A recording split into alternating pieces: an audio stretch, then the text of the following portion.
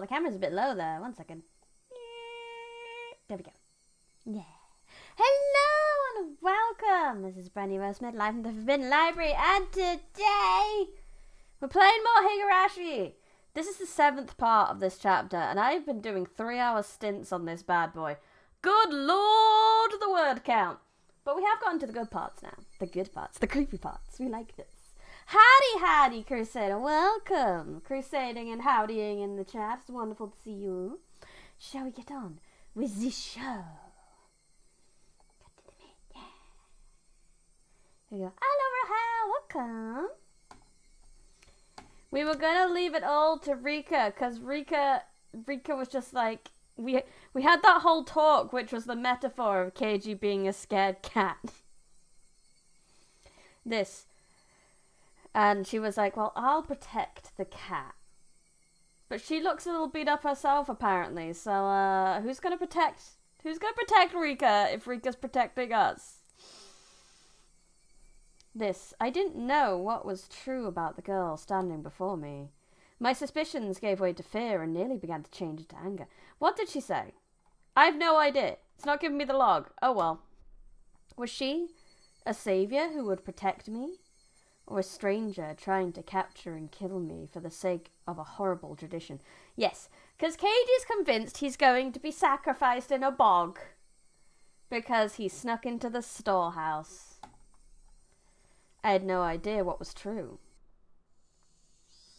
I'm sorry. The cat is already scared, and I said something to scare it even more. I'm really sorry. Rika-chan bowed so quickly it looked like her head had been pulled downwards. Still, she was right. I was cowering. I could distinctly feel my body shaking violently. So when Rika-chan reached her hand out to pat me on the head, I pulled away without thinking.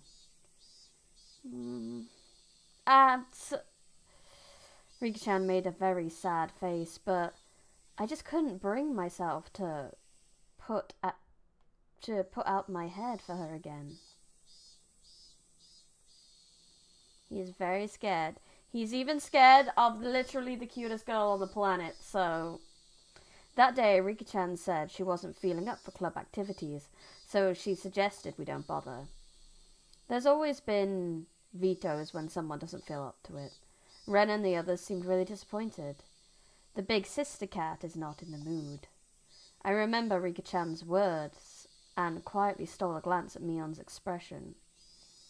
If I could forget the way she questioned me yesterday, though, her behavior was the same as always.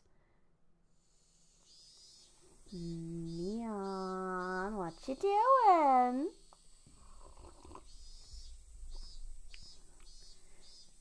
Who is truly after the scaredy cat? Is it the Popo? Is it the Mion? I don't know. I'm scared.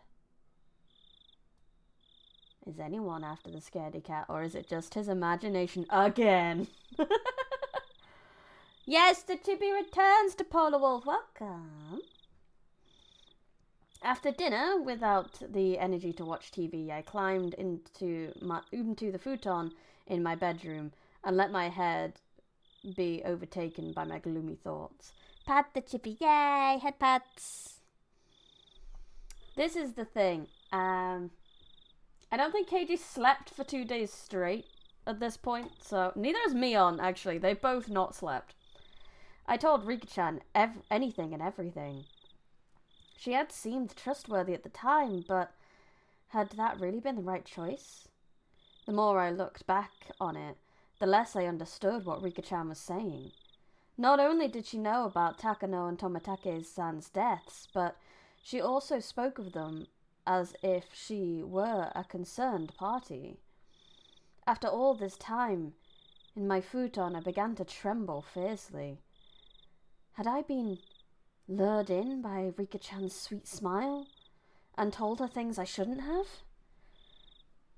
I should have continued to feign ignorance. I shouldn't have shown her such a weak side of me.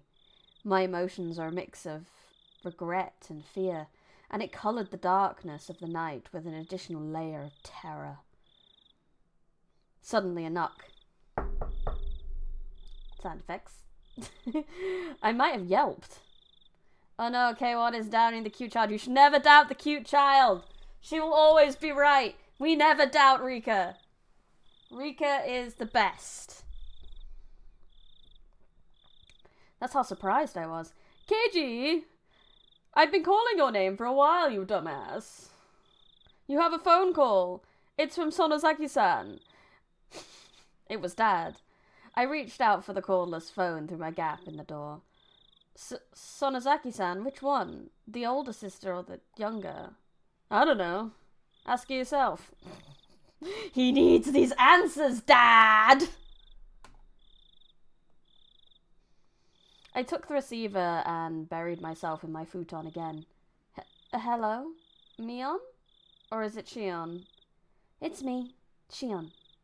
Good evening. I practically jumped out of bed.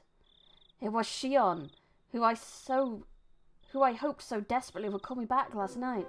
Shion, sorry about last night. I got all riled up. I heard what happened. I heard what sounded like a deep sigh on the other end. You and me are in the same position, aren't we? I shouldn't have blamed you for everything like that. I'm sorry. I'm sorry, so please cheer up. I called you because I'm in a better mood. If you're sorry, then I'll forgive you, so please stop apologizing. Shion's tone still sounded a little angry, but for the moment, she said she'd forgive me. You're right, too. We're tied to the same fate. If it wasn't for the horrifying context, this would sound like a couple that had a bad fight. It would, wouldn't it? I'm gonna give a screen of mine a little refresh here. Boom, boom, boom.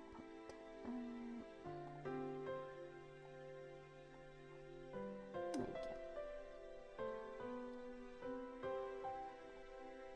Making sure the other is alright is the only way to guarantee our safety. I'm surprised Mion hasn't called pretending to be Shion to spy on you. Who says she isn't right now?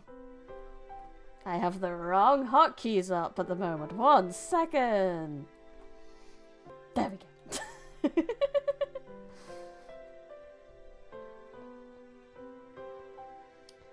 Making sure the other are alright is the only way to guarantee our safety. Yeah, I agree. We absolutely need to share whatever information we have, so that we don't die like Takano-san and Tomitake-san did. Gulp. I forced myself to swallow a solid drip of saliva. A solid drip of saliva. Ugh. Then let's continue where we left off. You'll listen without getting angry this time, right? Yeah. I'll be fine. Firstly, it seems sneaking into the ritual storehouse was more of a taboo than we first thought. Takano-san and Tomitake-san's miserable ends, terrible enough that you would call them a warning. They were more than enough to make me believe that. The culprits killed those two, the ones responsible for selling the storehouse, and they'll come after us, and they'll come for us next. I know you want to deny that, but please accept it. It'll be too late to believe me after you've disappeared, okay? I got it. You can never be too careful, after all. The easiest way to not get curse murdered is to be in a public place with people nearby. That's very difficult in a very small town, where everyone could be in on it for the greater good.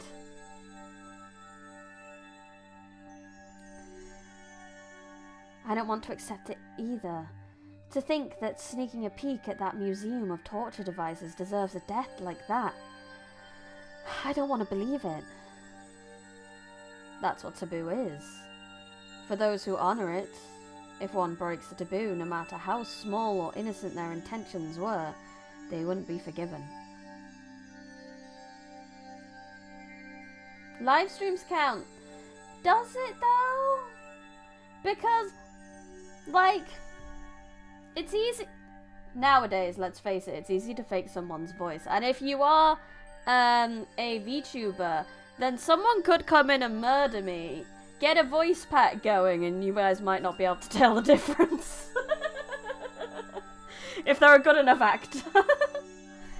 If Curse/Evil Cult is creative enough A public crowd is more of a liability than an asset. Potentially, yes.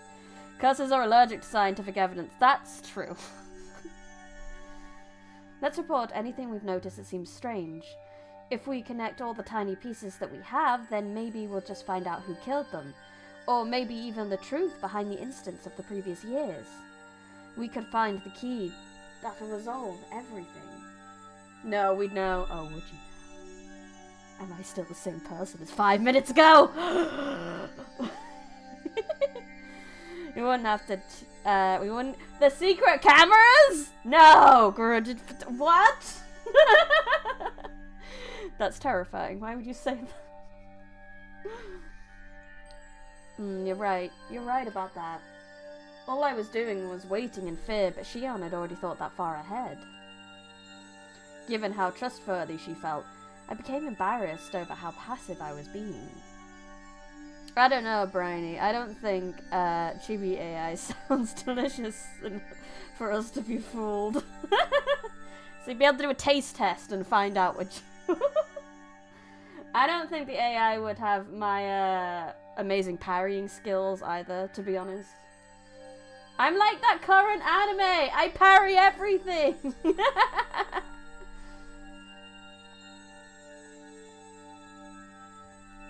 Given how trustworthy she felt, I became embarrassed over how passive I was being.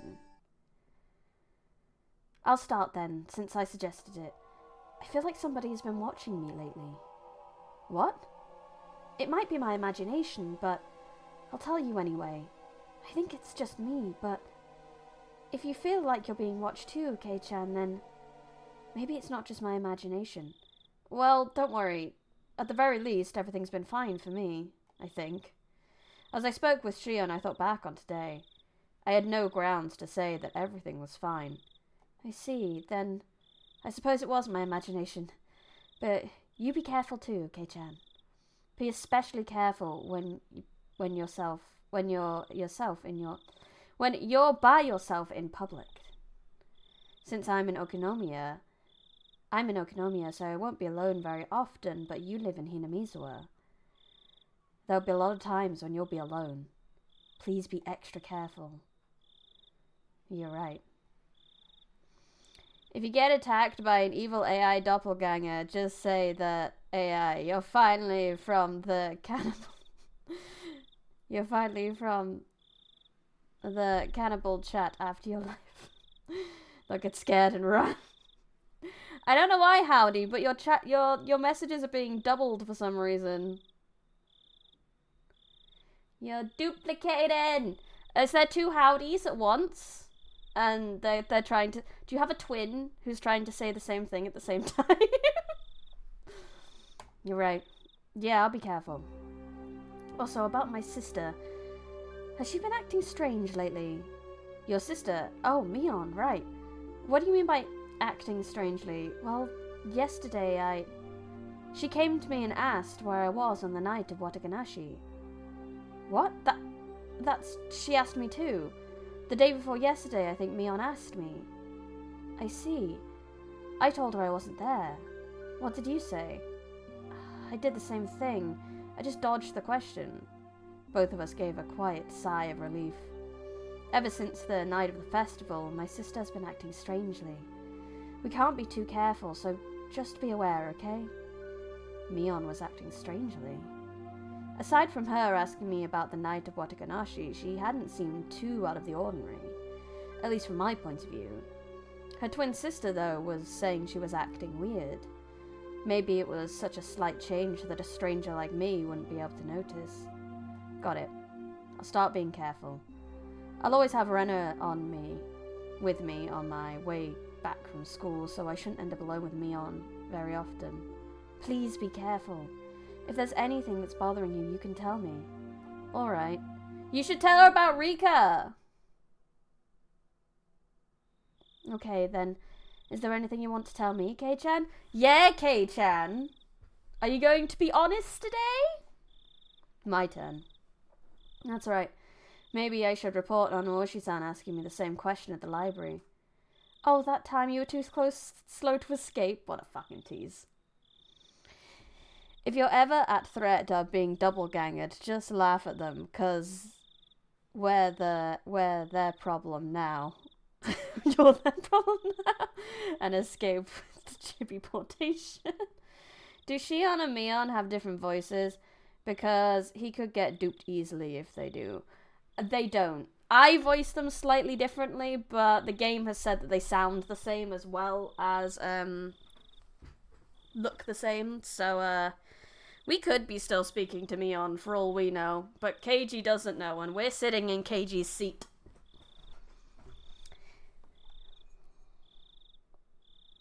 Boy knows better. He has been... Oh, wait, no, it's only repeating on... Oh, I know why it's repeating. There we go. It wasn't you guys repeating messages. It was a thing... The plugin I was using was reading the YouTube chat twice, which is why It was very confusing on my end. Boy knows better. He has been told to let her die or risk both dying. That's true. Oh, that time when you were too close to us? Yeah. Oshi-san asked me pretty forcefully whether I was with Takano-san and Tomitake-san that night, and whether I had seen you. Oshi-san seemed to have seen the four of us together. From the police's point of view, that would make us the last people who'd seen them. I suppose, given that, it's only natural they'd be interested in us. I actually have an evil duplicate spell on your end. I got rid of it. I've cured it now. It's fine. I managed to find the anti-curse. Now your messages aren't duplicating for me anymore. I evaded the question then too, but that might have just made them more interested. There was no way I could have tricked that sly old fox, Oshi-san. If chibi brownie got replaced, they'd be eaten within minutes. This parrying skill has to be learned over decades of attempted cannibalism. You're correct, though. This is entirely correct. My troubled countenance would only have made him even more certain. Hey, Shion, since they're the police, shouldn't we just tell them? I mean, considering our situation, I think having them on our side would be a good thing. Shion didn't answer right away. For a few moments, all I could hear was her breathing as she thought about it. Now that I think of it, Oshi-san said there was something possibly shady about Mion. At least, I think that's what he said. Yeah, he definitely did. As I explained yesterday, the Sonozaki family holds a lot of influence over Hinamizawa. Oshi is under the impression that the whole village, with the Sonozaki family at the centre of it all, is responsible for the recurrent freak deaths. The whole village is behind them? With the Sonozaki family at the centre? Knowing myself, he would probably fail and get a nervous breakdown before I could do anything. Please don't get angry like you did yesterday. Just listen. I hammered that home before I got too upset. During the Hinamizawa Dam Wars, the priest who everyone was anticipating to lead the anti-dam movement acted as though he were unrelated, so the Sonozaki main house rose up to take charge. My sister told you about all the battles that happened, right? Yeah. All of Hinamizawa got together and fought as one. They held protests, brought it to court, even appeared on TV. In reality, there were many things that happened that were far more extreme. Under the surface, the Sonozaki main house was doing all sorts of illegal things to oppose it. They were acting illegally. For example, they would sneak into the construction site in the middle of the night and steal equipment or break it, or put sugar cubes in the gasoline tanks of the construction vehicles. Sugar in the gasoline tanks? Why would they? You don't know? It's practically the representative guerrilla tactic. It was used by underground organizations in France in World War II, for one. When you put sugar in, the engine gets burned out and breaks down. That's pretty bad, though, isn't it? It was destruction of property and nothing less. When they beefed up to the guard at the construction facility, the family turned to attacking important construction personnel who worked there. The government officials who'd been given permission for the construction, for example, received all kinds of threats. Not just people from the prefecture office either. Apparently this reached as far as the Ministry of Construction. As far as I've heard, they even kidnapped a child once. Holy shit. Kidnapped? Good lord. Yes.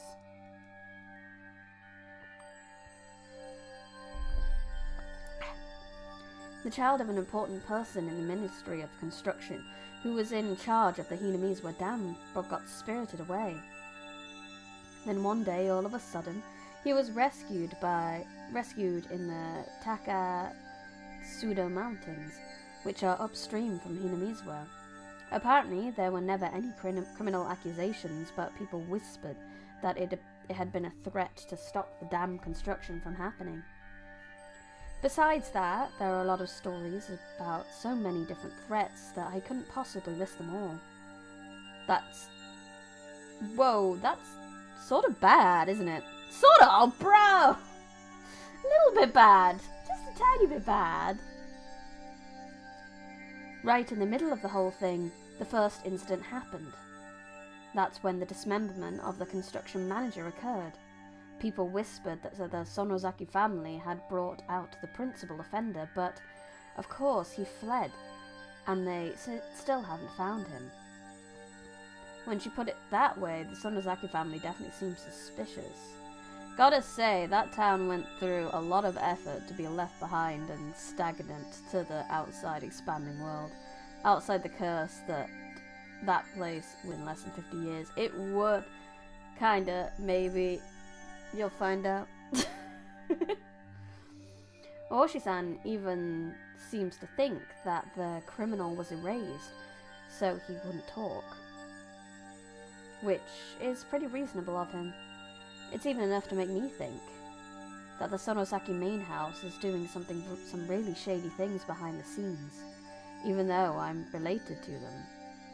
I think the town just sucks in general. Kinda does. I would never want to live in Hinamizuwa. Are you telling me to believe that?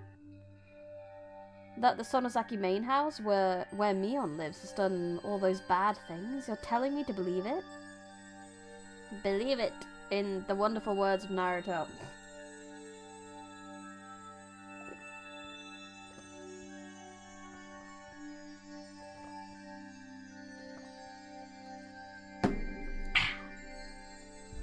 Even if you don't, Kei-chan, the villagers do. While they oppose the dam in upright and lawful ways, the Sonozaki house did the dirty work for them. Everyone believes that they fought at the front, so they'd take the brunt of the criticism. So they're respected as sort of heroes of darkness. I think I only really know one part of it. For example, the really bad stuff, like the kidnapping, I think only a handful of people even know about, including Grandma. The Sonozaki family is secretive, after all. Secretive, huh? A family so unforthcoming that even Shion, who is related to them, doesn't even know everything about them. The Sonozaki family.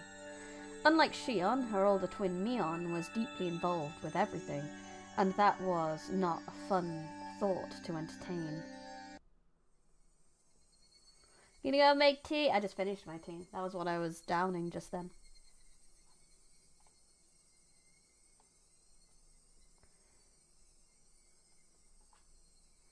My sister, though young, is the one who attacked the center of the illegal resistance movement. Is the one who acted as the center of the illegal resistance movement. Mion was? What do you mean? Well, our dad is a big shot Yakuza. Even when she was little, my sister managed to subjugate a bunch of young street rats. Then she played all sorts of tricks on them and just generally got in their way. Mion did that? Now she's pretty laid back, so it might be hard to imagine. She did everything, from property damage to threats and even acts of violence, and she was picked up for it countless times. Though, since she was a kid, they could get her released pretty easily. She learned that her age could be used as a weapon. It may be indecent, but I couldn't help but chuckle dryly. She may have been young, but she was certainly still Mion. Even back then, she had already been known for her craftiness. It's nothing to laugh about. Please take this seriously. Sorry, I didn't mean to. She had gotten pretty angry at me. Well, her delinquency soon got her into a position of authority in the Sonozaki main house. It's not unthinkable that Aoshi-san suspects them for the dismemberment incident, and the later ones too. For a few moments I was dumbstruck at the tales of Mion's past. None of them matched the image I had of her. So she was a little twerp. Yeah, a little twerp with a Yakuza daddy that could get her out of jail whenever she did something bad. A younger Mion dirtying her hands with all sorts of crimes, giving the damn construction project hell. As the successor of the Sonozaki family, she was always right at the center of the vortex of strange incidents occurring year after year. Was that really the Mion I knew? Maybe the one I know isn't the real Mion. I couldn't figure it out. I couldn't bring myself to accept these images of Mion I was hearing from another person. Hello, Sunnyshine! Was expecting cat ears on your model because of the title. Oh no, I'm not the cat here. Keiji is the kitty here, but we could do that. This is possible. Give me a second. Cat ears have been requested.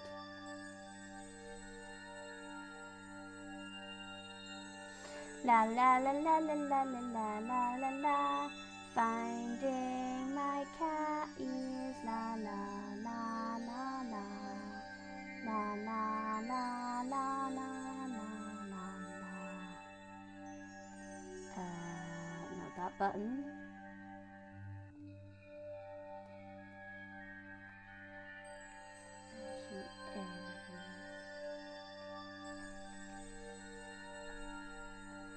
La la la. Hello! I'm just doing a little bit of stuff. I'll be 1 second. There they are.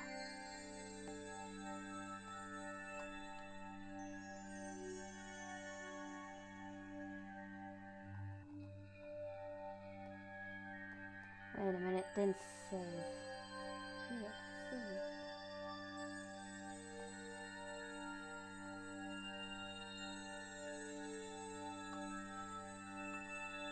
There they are!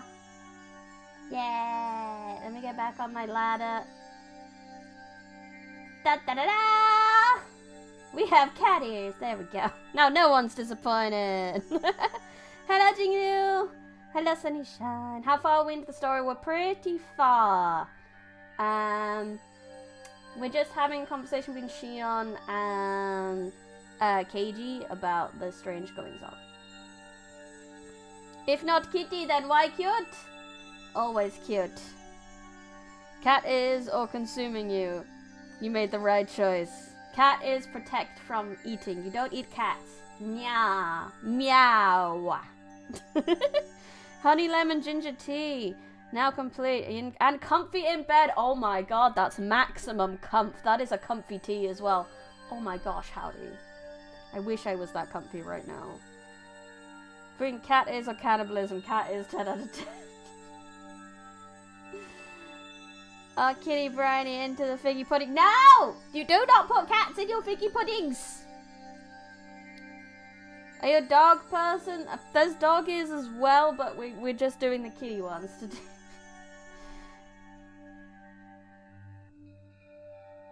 Hold on. Did Chase say consuming as in Bri tries cat food? Also edible for humans. Do not try cat food.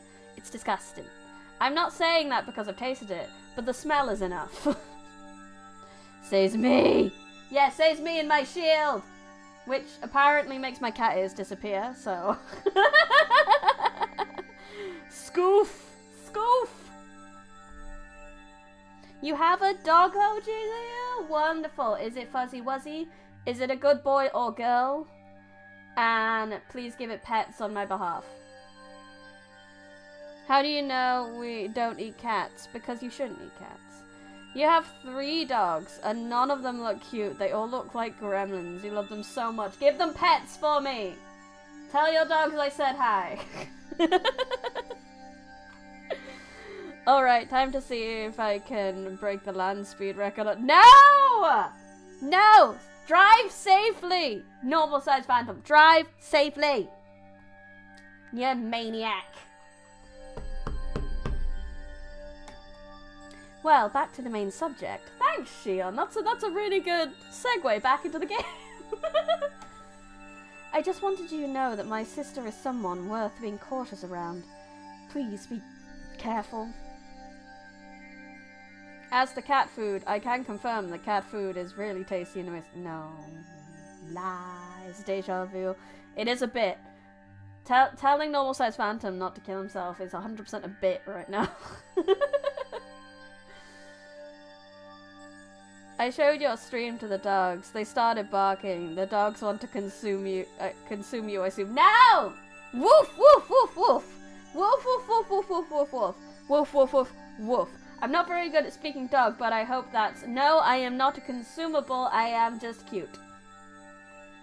The shield making cat ears disappear makes a tactical strategy. You're hiding, right? The kids would pop... It would! That's true! They're just flattening on my head, and then they pop back up when I'm happy and not threatened. Do you watch anime? Yeah, I watch anime. I'm not watching the parrying one right now, but I clearly should.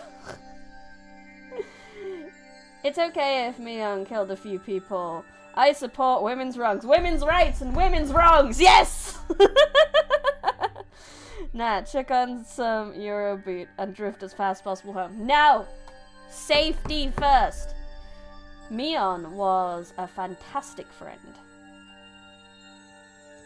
She would never do something to back me into a corner like that. She did ask me pretty harshly about the night of the festival, but even that, it wasn't like she'd said it in a mean way or anything. Women's rights and women's wrongs. Women's rights and women's wrongs. Alright. I'll make sure to be careful. We're sisters related by blood, but within the Sonozaki family, we're basically of a different class. I want you to recognize how distant my position is from hers. Please. The more Shion tells me about Mion, the less I understand who Mion is. The Mion I know wasn't a dangerous person. She joked around, smiled a lot, and was full of passion. Now that I'd realized I held such a view towards her, Shion was telling me to change it. To be careful around the best friend ever. To doubt her. The idea was very sad and painful. Now about Oshi. If you think it's a good idea, then I think we should give him the information he needs. I think getting the police on our side will work in our favour. I thought so too, Shion. Yeah, Cages is so happy that he got one thing right. Safety third, deja vu blasting at full volume. Now! No rights, only wrongs. Wrongs and lefts. That would be a good cats and dogs movie where they go to a British branch. That'll be fun. Oh, like, you mean the cats and dogs movie where they were secret agents? Oh, that was a hell of a movie. I loved that when I was younger. Play Eurobeats when you're making a turn and start playing Freebirds when you're on a straight road. You're understanding Jack Poop, not gonna lie. It's a lot to explain. So let me see if I can catch you up, Jingyu. So what's happened right now is Keiji, the main character, he's broken a taboo by breaking into a storehouse with 3 other people. Shion is one of these other people. After that night that they broke into the storehouse, the 2 other people they went in with have died. Shion and Keiji are very convinced that they are next on the chopping block. Shion's twin sister Mion may be behind it, and the Sonozaki family in general seems to be a bunch of shady people. That is probably the best description I could give to where they're at right now. They're talking about a policeman at the moment called Oshi. Oshi. Pronouncing Oshi as Oshi is hilarious. Yeah, Oshi, who really wants to find out who's been causing the serial murders that have happened every year on the night of Wataganashi, including this year where those 2 people have died. So they're talking about probably potentially making a plan to contact him, because they're next on the chopping block, and he might be able to help them.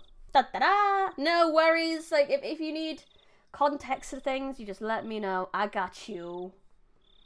Like the Kingsman, but for dogs. Yes, it was. Don't forget to mention the scratching out his own throat and the burning alive in her underwear. That's how they died. So one of them, yeah, scratched out his own throat, and the other woman was burnt alive in her underwear. Ohoshi, in particular, completely believes that they're the masterminds behind the serial incidents. That includes me, of course. So I don't really want much to do with Ohoshi. Ohoshi is also the world's best grandpa. He is pretty good. If you're curious about chat lore, we want to eat chibi briny.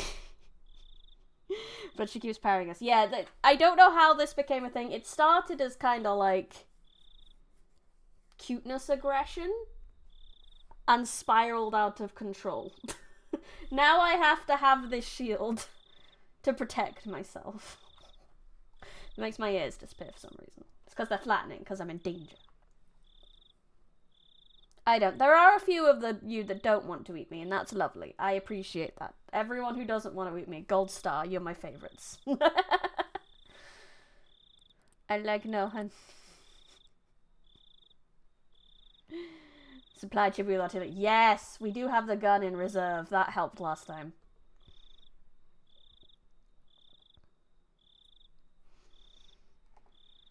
I see. If Ohoshi-san had found out about the Sonozaki family's strife-filled history, then he probably wouldn't be very happy with Shion either. At last, I understood Mion's instinctive dislike for Ohoshi-san. It's probably out in the open at this point, but try not to give my name to him. If you agree to that, then I don't think there's a problem with you telling him anything. I got it. I won't mention your name. The police's investigation ability should be quite a reliable weapon for us right now. If Ohoshi-san tells you anything interesting, let me know as well. Yeah, of course. We'll share information and investigate together.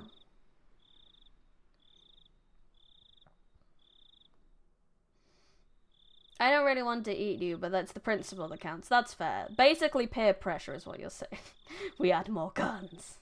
It started at just wanting to punt, and now they're defending themselves. The prey is more worth the fight, and thus on the menu. I play Higurashi games because their male characters are hot as fuck. Yes, they are! But the women are also hot as fuck. It is an absolute smorgasbord of wonderful hot people, and that is why we play it. Also, their small characters are adorable as fuck, too. I mean, they're all appealing in their own ways, and it's just great Hoyoverse that just designs too well. Have you seen... Sorry. Complete tangent here. I'm really sorry. But have you seen the Natlan trailer? Have you seen the Pyro Archon? She's so pretty. So pretty. Ah! Anyway, sorry, I got really... who are hard as fuck? People from Hoyoverse games. So we're talking Genshin Impact. Honkai Star Rail. Zenless Zone Zero. But yeah, sorry, you complete distraction. Anyway. Yeah, of course, we'll share information and investigate together. Who killed Takano-san and Tomitake-san? Who was after us? Until we know, we need to defend ourselves. Anything else? Besides what Aoshi-san told you, I mean. If anything has happened, no matter how minor, please tell me. Aside from my discussion with Aoshi-san, there's discussion with Rika. Oh. Should I tell her that I revealed everything to Rika-chan? You should. Rika-chan was acting like she knew something I didn't. She told me to believe in her, but what? Oh, that's right. When I was talking to her, I mentioned Shion's name too. That was a mistake. Was that a mistake? I felt like Shion would get angry. Nothing else? Kei-chan? I'd remained quiet for a little while, so Shion encouraged me to speak, unable to bear the silence. As I struggled with what to say, Shion addressed me. I think A is going to become my second favourite in terms of hotness. Well, no, I do very much like Zhongli too in terms of hotness. My psychology is incompatible with gacha games. They cause the sad, I think. I'm glad you're aware of that. It's always good to know how your brain reacts to those things and whether you should avoid them or not. Because gacha games are great, obviously, if you have the right brain to not either get addicted or, in your case, get the sads. It's very bad that they cause the sads. But very sensible of you to know that. And stay away. As I struggled with what to say, Shion addressed me instead. It doesn't sound like it, so can I ask you something? I just heard this myself. Is it true that Old Man Kimiyoshi went missing? The Old Man Kimiyoshi? My gut told me that this was the name of the mayor. You mean the mayor? Wait, Shion, you haven't heard? I don't know anything. I just overheard my dad talking about it on the phone again. I realized I shouldn't have said that. Here in Hinamizawa, the things that happen around this time, when Onishiro-sama's curse would occur, would all be covered up. Yeah, actually, last night, after a meeting, he didn't come home, so all of Hinamizawa was confused. They searched all through the village, but if they've found him, then I haven't heard. The police should be searching for him as well. Why didn't you tell me something so important right away? Because it's such a minor detail compared to everything else happening.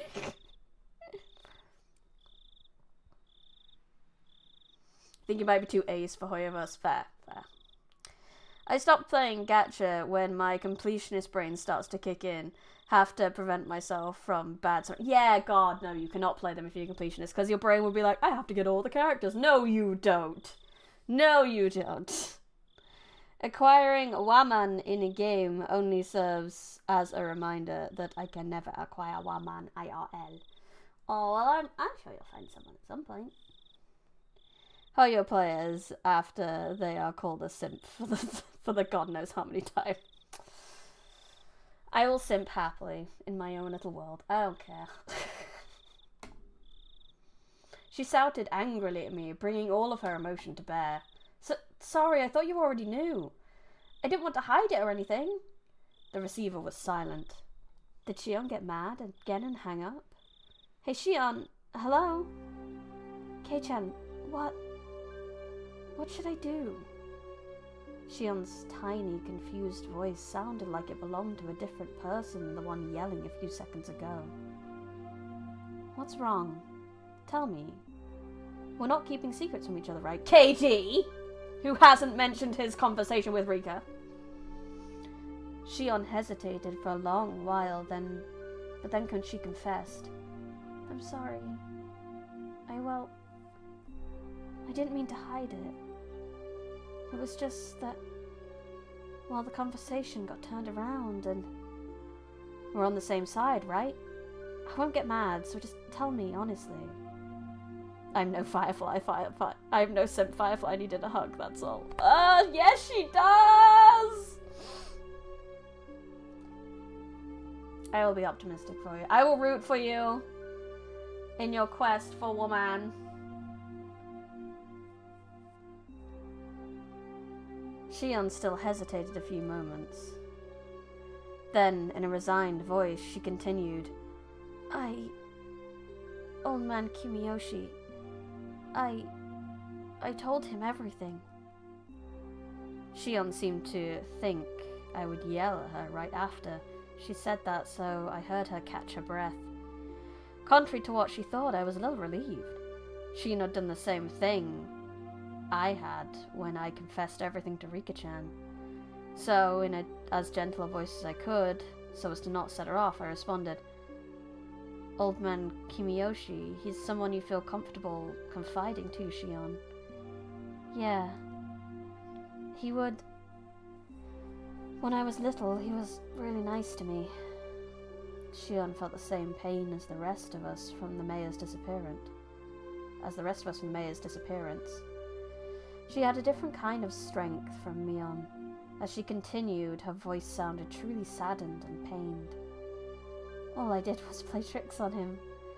He would always just smile. He listened to anything I had to say. He was such a kind person." Calm down, Shion. It's not like he's dead, right? Don't lose heart so easily." Shion didn't answer. Even as I said it myself, I didn't think we'd ever find the missing mayor again. We probably wouldn't even figure out if he was alive or dead. Shion must have been thinking the same thing. That night, I told the mayor that we snuck into the ritual storehouse. Also that someone saw us and was ready to get us. Does this mean...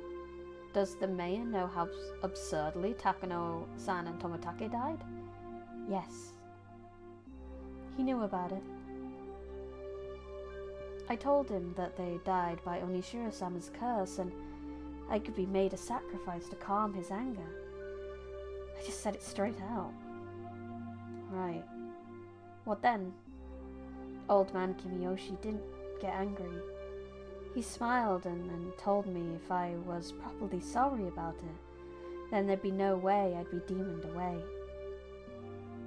He was really smiling, and he just told me to leave it to him. Until Shion stopped sobbing, I was unable to find any words for her. I couldn't imagine what kind of person the mayor was, nor what Shion's relationship with him was like. Words of comfort, however, meant so much to us when we're about to be crushed by anxiety. Today, Rika-chan taught me that too. If someone who gave me such a sense of security were to disappear, then I could guess what kind of a shock Shion was in. It's my fault, because I revealed everything.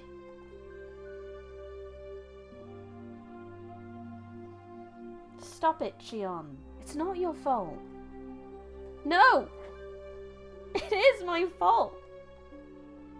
I told him everything.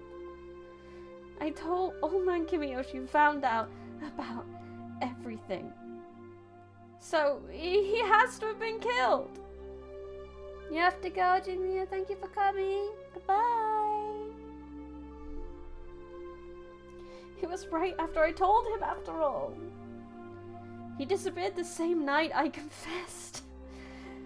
And he told me everything was gonna be alright. He found out. So he became involved. I should never have told him. All of this should have just been our fault. Only the four of us. It wasn't something I should have told someone else. He got killed because I told him. He got killed because he knew. He got killed because I revealed it. Hey, stop. If they were going to do that, then they would obviously have killed you before killing the mayor. The order is all wrong. You or I should have been killed first. Why the hell would someone else get killed first? No, it's in order. They must be planning to kill us last of all. What? They're not killing the first people who come to mind. They start by killing those we're close to, and then after they've caused us so much pain, they'll kill us. That must be what they're doing. I said calm down. Shion, you're in shock. You're panicking. The mayor's disappearance has nothing to do with you.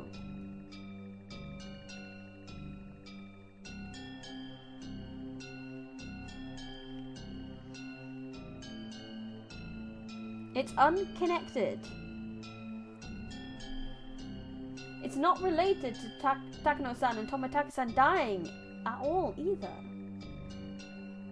The mayor's just off for milk, should be home in 9,999 years.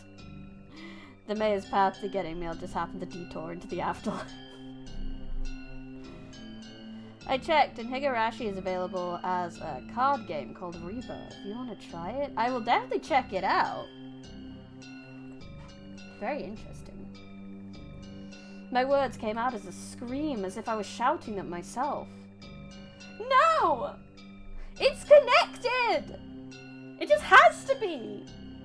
I told him, so he was killed! He got killed because he knew! I confessed to him, so he got killed! She repeated the same thing as before, as though she were in delirium. Despite my trying to console the crazed Shion, for some reason the shadow at my feet began to freeze.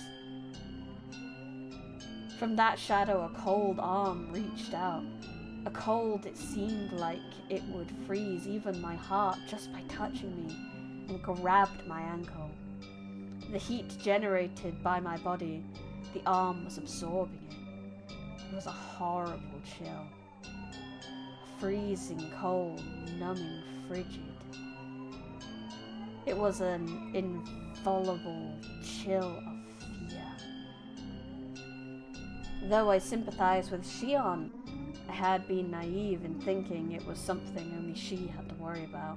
Hello, Daofuke. With paper-thin walls, I wonder what Keiji's parents are thinking. Damn, that boy just ain't right. Let's get him into some therapy. They probably should be thinking that. In my head, Shion's eerie words repeated again and again. He was killed because I told him. He was killed because he found out. I confessed everything, so he was killed. Those words echoed through my head like a monotone mantra, and finally those repetitions took on meaning. The quiet shaking that had already overtaken me turned to a violent shiver that shot up my spine. Oh no! We told someone too, didn't we? Rika-chan! It's Rika-chan! What? What did you say just now? Well, the truth is I told her about it.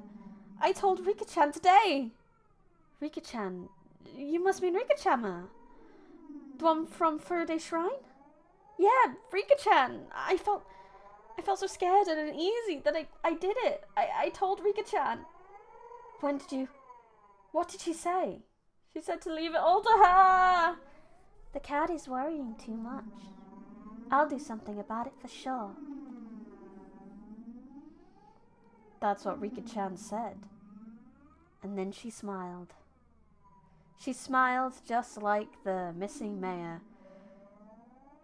had when he encouraged Shion. I'm sorry, Shion. I'm a bit worried about Rika-chan. Ah, right. If you're that concerned, then don't worry about me. Please go find out whether she's safe. Yeah, I'll do that. I'll call you again tomorrow at the same time. When I do, you'll know I'm still all right. I got it. I'll be waiting. Okay, bye. Sorry. I'm hanging up. I put down the receiver without waiting for Shion to say goodbye. The danger to Shion and myself was secondary at this point. My sixth sense was blaring alarms in my head. Clearly they are both just taking a dip in the local mud pits. Yep, maybe, hopefully not. Shadow grab my down. I love Latinas, KG. Oh, the best plan here is to get a megaphone and go to a crowded area and just tell everyone about it. That way, they either fix the curse or they kill everyone. Problem is, there's no such thing as a crowded area in Hinamizawa. I don't like this feeling. It's really bad. It's definitely bad. Damn it, please be safe. Rika-chan! Are we going now? Go. Ugh. I hate how long these bars take to come in! We gotta go! I don't have time for your transitions! We gotta go! Go. Rika-chan. Oh, we have notebooks! Shit.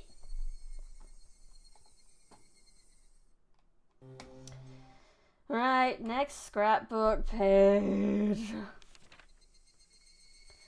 The Three Families in Modern Times. As previously described, the Three Families Council today is a mere shell of democracy. In reality, it's a dictatorship ruled by the Sonozaki family. Both the Kimayoshi and Furude families are far from their former glory, and it doesn't seem at all like they've maintained the ancient traditions. Only the Sonozaki family has retained their glory from the past, and has inherited many colourful traditions from the age known as Onagafuchi. Even the most recent verifiable example of Wataganashi that occurred at the end of the Meiji era seems to have been done under the orders of the Sonozaki family. Refer to the Three Families page. After the start of the Meiji era, the Sonozaki family wanted to push the development of Hinamizawa village, so they took a strong role in leadership. During the Dam Wars a few years ago, the Kimayoshi family served as the chair of the opposition alliance, but this was only in name. In actuality, the Sonozaki family reigned as leader behind the scenes.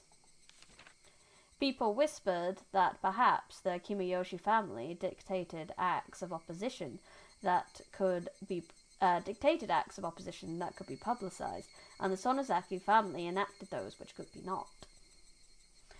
The place is lucky enough to have basic phones without the curse going, "Oi! That was my lucky pebble, I'll kill you all." The crappiest curse are those with solutions that you have no way of knowing until it kills you. Yeah, they kind of are. Malevolent spirits that do that just have no class. I know, right? They just need to, get some smarts. Even in Hinamizawa, they whisper that in multitude of unsettling incidents reported during the dam protests, such as the kidnapping of the famous head of the Ministry Construction's son, and had been carried out by the Sonozaki family. Additionally, they say that perhaps the Sonozaki family's secret maneuvering was responsible for the serial freak deaths incidents that have continuously occurred in recent years as well. The serial freak death incidents are without a doubt the second coming of the traditional Wataganashi. They must be enacting the Wataganashi on the day of the original Wataganashi, which has fallen into the level of ordinary village festivals, in order to remind the villagers of the holy laws of Onagafuchi village. It is safe to assert that exploring the Sonozaki family is the fastest route for researching it today. If it can expose the contents of the Furude Shrine storehouse, I'd like to narrow my research target to the Sonozaki family next. The Sonozaki house is strictly guarded by security cameras on the premises, but thankfully I've been acquainted with the sisters Mion, the next heir, and Shion. I want this to be a breakthrough I can connect to my next line of research. And she never got to do that. So that'll be the last scrapbook. And then we have their punishment isn't over. It's not over till it's over.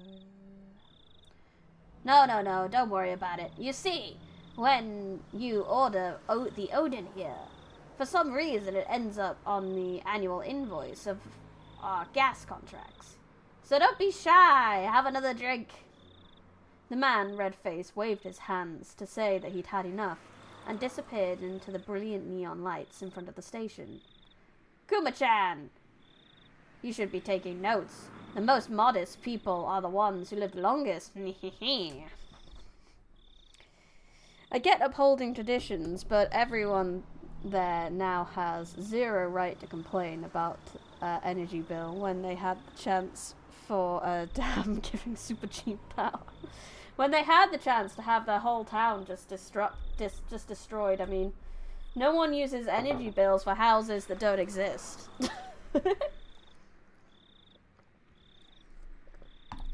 What was that all true? Well, I don't think about that, whether it's true or not. I think there's a meaning in hearing something that sounds plausible. Would something like that be a motive to go for the mayor? Kuma-chan, here's what I always say. The motive only has to be enough for the person in question. You need to think about how different people value different things. Hey bartender, give me another mug! Though we have been suppressing information, Tomitake-san and Takano's deaths were already known throughout Hinamizuwa. You either have a cold swamp monster or a low energy bill. Take your pick. We picked the swamp monster, apparently. All of the rumors point to them having incurred the wrath of Onishiro-sama for setting foot in the Forbidden Temple, the storehouse for ritual implements. According to the rumors, there were two other people who went in there with them, Shion Sonozaki and Keiji Mayabara. People were whispering in the shadows that those two could be cursed by Onishiro-sama as well. Apparently, however, the responsibility did not fall solely on the four trespassers' shoulders. Until last year, it was locked up tight, and this year it has been changed to a simpler lock. Hadn't that been what allowed thieves to enter so easily? Those were the rumors going round. Have you ever seen Kuma-chan? I remember it well. I had to go there for something a while back. Sorry, I don't really remember. It was locked up so tight it was scary. There were these real heavy bars holding it shut. It was sealed up as good as a bank vault. This year it was a very simple and cheap padlock. The lone girl protecting the shrine, Rika Furude, disliked heavy locks and consulted with the mayor, who had replaced it with a simpler padlock. So then the mayor and Rika Furude share the crime. So then, after the mayor, wouldn't Rika Furude be in danger next? There's a decent possibility, Kuma-chan. I want you to contact all the cars we have in Hinamizuwa. Tell them to stick near Furude's shrine. Got it. So, it wasn't Shion telling the mayor. The mayor was already on the hit list. Oh no. If you can't just shoot the curse, you call for an MTF MU13. Not my job. Interesting. Let's give it a quick save. End of chapter 9. I did do a quick look. Apparently there's 12 chapters in this chapter. Sub-chapters in here. So if we're going into chapter 10 now, then we only have 3 chapters left now. After hanging up on Shion, I searched for Rika-chan's phone number on my school contact list. There it is. My fingers trembled with urgency as I failed multiple times to put in a simple 5-digit number. Keiji, are you calling someone at this hour?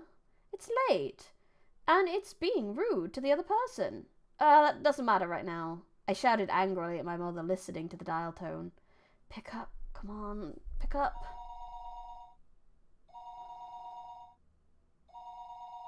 Shooting things with MU13 does spooky things. Oh, very spooky. The time was 11 p.m. It certainly wasn't early. It was essentially the middle of the night. Had Rika-chan already gone to bed? Her phone would be ringing constantly, though, so she would get back up for me. Rika-chan didn't pick up. She didn't pick up. She didn't pick up! Maybe she just happened to miss it. Maybe her bed was just too far away from the phone. The sound of the phone ringing gets clearer and clearer the longer you go on sleeping. Then the bathroom? Yeah, she must be taking a bath. If that was the case, then even if she heard the phone, she wouldn't be able to pick it up. It was a little late to be taking a bath, but it was possible she normally took baths right before going to bed. I'll wait 30 minutes, then try call again.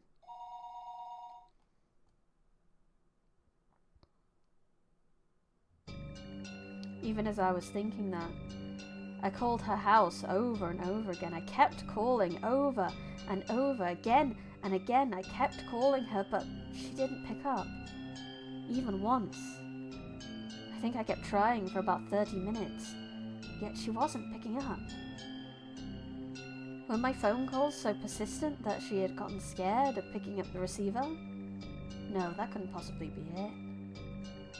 There was no point in doing this any longer. The best thing to do would be to go there in person. Where was Rika-chan's house again, though? Shit, I've never asked where she lived. Her residence was written there in the contact list, but it was an address with mostly numbers, so I couldn't tell where it was just by reading it. And we don't have the internet right now! A funny thing I do when it comes to horror is imagine what this wacky shite happening to the protagonist looks like to a random passerby. Yeah, Keiji's mum's real confused right now that he's panic calling someone at like 11 to half 11 at night. Isn't there a map or something in here? Rika Furaday. Her last name was Furaday. It was a bit of an odd last name, so it might be easy to find. Thinking that, I rummaged around the drawer and with the phone book, but could only find things like takeout menus and phone numbers for public establishments. Shit. I tore one thing after another out of the drawer, but I didn't come up with any clues as to where Rika-chan's house was. Calm down, Keiji Mayabara. If you don't know, then just ask. Ask someone who knows. Ah, that's it. Rena's gotta know. I looked up Rena's phone number on the contact list. Rena Ryugu. There she was.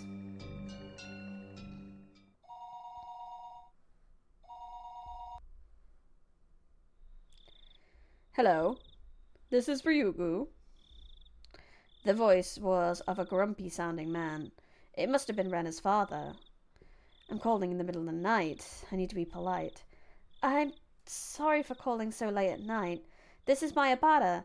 Is there any chance Rena's around? Rena is taking a bath. Rena is taking a bath. Oh, she's done. Rena, there's a friend of yours on the phone. What's she doing taking a bath so late? Rena, what are you doing up so late? Go to bed. I swear this boy first wakes us up with yelling about a curse, now ringing people near midnight. Terrible. Oh right, Rena Ryugu was her real name. I got so used to calling her Rena that hearing her real name caught me off guard a little bit. Hello? This is Rena. It's me, Keiji.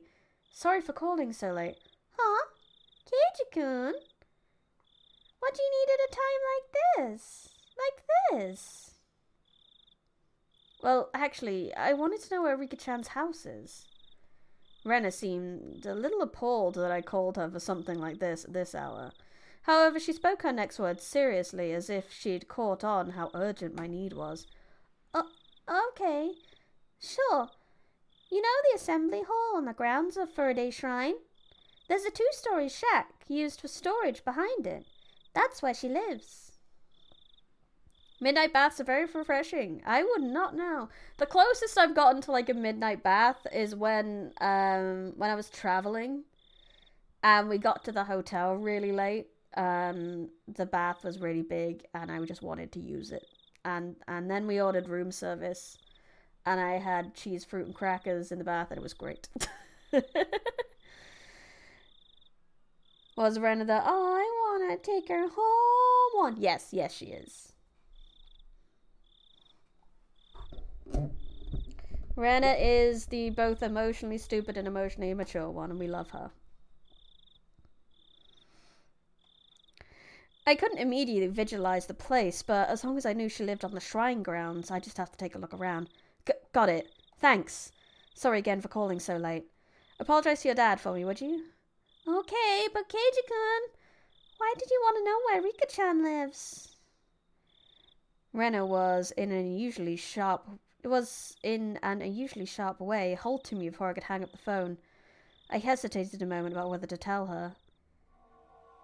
He was killed because I told him. Keiji-kun?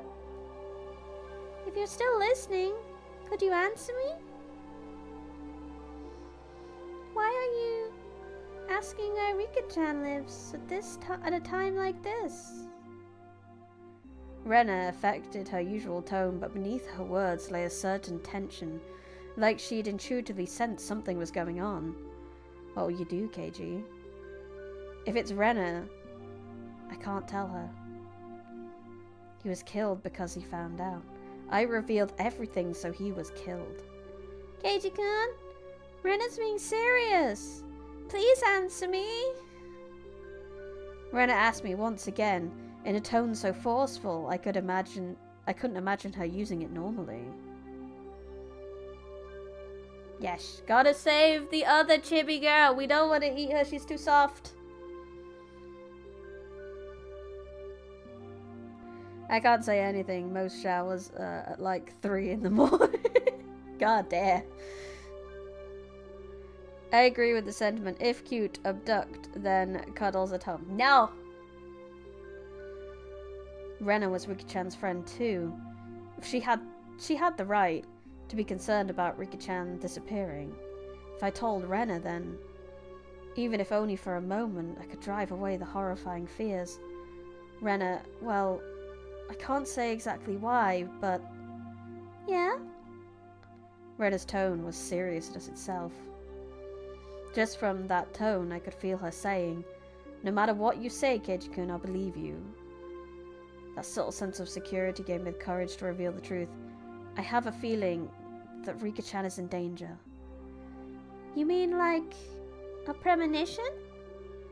Or do you have some reason to believe she is in danger? I really didn't have time to go back and forth with Rena about this. Still, I think listening to her calm voice soothed my pointless impatience. I don't have much reason, but... Yet still I hesitated. I had told Rika-chan that we had snuck in the ritual storehouse. The mayor, to whom Shion had confessed before that, had already disappeared. So it was possible that Rika-chan had also... I didn't know how to explain it to Rena. While I was tongue-tied, Rena spoke up. Sorry for asking something so weird. I thought about it, and it isn't like you. Need to be sure. Rena laughed a little, seeming a bit absent-minded. I wasn't exactly in the mood to laugh, so this time I was dumbfounded. Rena continued in a cheerful, yet still purposeful voice. You're worried about a friend. I don't think you need a reason to go and check on them. Even if Rika-chan was asleep, and you ended up waking her up. If that's why you did it, then none of us would be mad. Rena, thank you. That's why we love Rena. Just say she might be in danger. No need to give specifics, Keiji. No need at all. Gotta save Rika. Small girl solidarity. Yes. Okay then, Keiji-kun, just one thing. You called Rika-chan's house, right? Then you just couldn't get through, so that's why you asked me where her house is. We do in fact stan Rena. Yeah, that's right. I must have called her over 10 times. She could just be sleeping and not have noticed. Rika-chan's house is really small. She would definitely hear the phone ringing even if she was asleep. Satoko-chan is there too. There's no way neither of them would notice. Huh? Satoko, you mean she's living with Rika-chan? Yeah. Didn't you know? Well, we can talk about it later. Anyway, if you called that much and no one answered, then something's definitely wrong. Ren understood the situation wasn't normal far faster than I could ever have imagined her to. She's a sharp one. Just because she's so cute, just because she's cute, and she speaks in a high-pitched voice, do not underestimate that girl's brain. She's a smart cookie. It made her seem dependable. However, the fact that Rena had acknowledged this also meant that the best case possibility of it all just being the result of my own needless fears went out the window. I'll go to Rika-chan's house right now. Will you come with me? I can show you the way. Sounds good. Let's meet up at the same place as usual. I'll be waiting for you. No, wait! I'll come get you at your house. You just wait there. I'll tell you and tell your family you're coming with me to Rika-chan's house, okay? Will that be okay? We might lose time if you come here. Did you call Mi-chan too? She's really dependable at times like these. If you haven't, then I'll give her a call. No, Rena, no. Rena, no. Rena, no. Rena, no. Shiona just told me to be careful around me on using our phone conversation a little while ago. If the Sonosaki main house was somehow lurking behind the surface of annual freak deaths, then the current heir to the family, Mion, wouldn't be uninvolved. So, wouldn't that mean that she wasn't uninvolved in what happened this year too? Takano-san and Tomitake-san, and also the mayor's disappearance? Okay, bye! I'll be right over! Wait for me! Shit. We didn't get time to tell her no! Rena, no! That's all Rena said before she hurriedly hung up. Now wasn't the time to be doubting Mion. We needed to make sure Rika-chan was safe.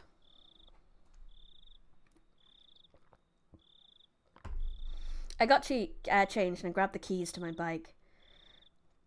I figured things would go more smoothly if we met up at the place we usually do before school. Rena wouldn't need to come all the way to my house.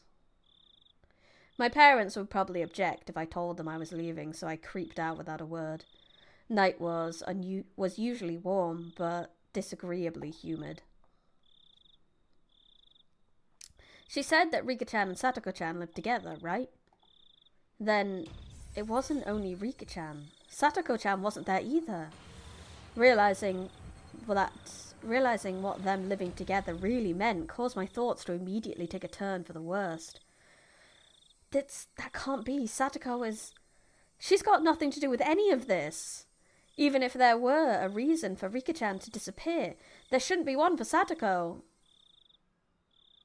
Keiji-kun! Rena was really fast. She approached me on her bike at amazing speed. Her breath was ragged, painting a clear picture of just how hurriedly she'd been going. Hey, Rena! Let's get going. Keiji-kun! I thought I told you to wait at your house! Rena's expression was all business. Was she mad? It came out of the blue and I faltered for a moment. Oh, well, I just figured it'd be faster if we met up here. Keiji-kun, don't you get it? Rena shouted, clearly angry. I'd never seen Rena like this before. Do I get it? What's the problem? Rena seemed to notice she was scaring me. Took a couple of deep breaths, then continued as if to admonish me, but her expression didn't suffer at all. Keiji-kun, the whole village is in an uproar right now that the elder disappeared, right? Yeah. Now you're telling me that Rika-chan and Satoko-chan aren't where they're supposed to be, right? Yeah. That about sums it up. Then you need to be more careful! Do you have any idea how dangerous it is to be standing out here alone in the middle of the night? I began to understand where Rena's anger was coming from. You told your family you'd be going to Rika-chan's house with me, didn't you? So that in the worst case scenario, if you and I were to disappear, people would know when and where we did. Rena was perfectly level-headed in this situation. Ever since the night of Wataganashi, ever since someone had died or disappeared. The night itself, Takano-san and Tomitake-san met strange ends. On the next night, the elder vanished. And now, on the night after that, Rika-chan and Satoko-chan were nowhere to be found. I hadn't been thinking of anyone but myself, but It wasn't enough to say that Hinamizawa was a little weird at the moment. It was, in fact, extremely strange. Rena had even anticipated our own disappearances and had told me to tell my family where I was going. I was embarrassed at my own carelessness, and the need to be embarrassed made me afraid of the night. Finished work! Woo! Freedom! That was fast. Go can move at light speeds. Hug the Rena. Rena needs all the hugs. We love her. She's our good one. Pinch her cheek. Cuz do be making up for lost time with kills. It really is this time round. Obviously last chapter it got Tomitake-san. Takano-san, I believe, went missing. She wasn't actually found. And then Keiji-san went insane. Potentially killed Mion and Rena and then killed himself. So last time it was 5 kills last chapter. This one we're up to 3. Sorry, I didn't tell them yet. Okay, then let's go tell them together. With Rena beside me, I wheeled back towards my house. What a wonderful transition. The moon seemed strangely high in the sky. A sky that was uselessly vast and cold. So no matter what, it would never seem to me like a dream. This cruel fact that had already confronted me. On such a crazy night, Rena had been unimaginably dependable. Hinamizawa's metamorphosis, enough to make Rena caution me against carelessness, was, to me, the most fearsome thing of all. The moon seemed strangely high in the sky. Danger! Danger! Danger! Danger! Danger! Danger! It's Mion! Oh no. We met up with Mion on the way, and she, of course, was unsure whether to believe me about Rika-chan and Satoko-chan's disappearance. Kei-chan, are you serious? I'm gonna get really mad if this is a joke. Mion was clearly displeased. If it were a joke, it wasn't very funny. I understood how discreet my words were. Ever since the day before yesterday, someone had either died or vanished every night. Rika-chan and Satoko disappearing after all that was something you just couldn't say even in jest. Mi-chan, if it really is a joke, don't get mad. Smile. It would be a joke after all. No, Rena, she has all rights to get mad if this is a joke. All of the rights in the world. We need to make sure whether it's a joke or not.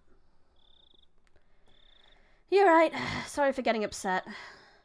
However indiscreet a joke it may have been, if we learned that our friends were safe, it would end up as nothing more than a funny story. 2 confirmed, 3 unknown, and Keiji, which is yet to die, so more than last chapter that we know of. Having been warned about that by Rena, Mion gave a dry smile, the tension she felt loosening a bit. She mounted her bicycle as well. Our 3 bicycle lights flashed down the pitch-black roads. They were some of the only illumination outside. Kei-chan, why did you suddenly decide to call and ask about Rika-chan's house at a time like this? Mion asked me the same thing that I had trouble explaining to Rena. Would it be weird to call it a premonition? I couldn't quite tell because it was dark, but I thought I could see Mion smiling very ambiguously. I definitely understood that she wasn't convinced, though, despite the darkness. I could definitely tell she wasn't convinced, though, despite the darkness. Well, I had a bad dream while I was snoozing, and I couldn't get out of my head. So did Rika-chan get kidnapped in the dream? It was more of a vague feeling sort of thing. If Rika-chan had answered the phone, I wouldn't have called you and Rena after that. Lies smoothly babbled out of my mouth, makeshift though they were. I was lying because I thought telling them I was connected to Shion would be like a silently admitting we'd stolen the we'd stolen into the ritual storehouse together that night. Mion didn't press me any further. I don't know whether that convinced her, or maybe she figured that making sure Rika-chan and Satoko were safe would be faster than making an issue of it. I felt relieved and immediately a little guilty. Mion hadn't really been acting any differently these last few days, but I'm still trying to distance myself from her for some reason. If someone joked about kidnapping to the point of getting serious, I'm knocking... Yeah, exactly. She has all the rights to get mad about this if it was a joke. It's a very mean joke.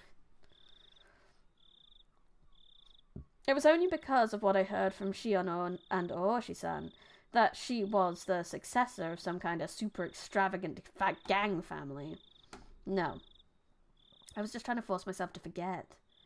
Don't do that, Keiji Mayabara.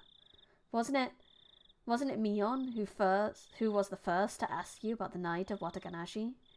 In such a harsh tone at that. Have I already forgotten the terror I felt? At the time, Mion looked like someone different from the Mion I knew. Well, we've had that line before, haven't we? But just referring to someone else. The other Mion. When I think about that Mion, then Shion and Ooshi-san's descriptions of Mion made a tiny bit more sense.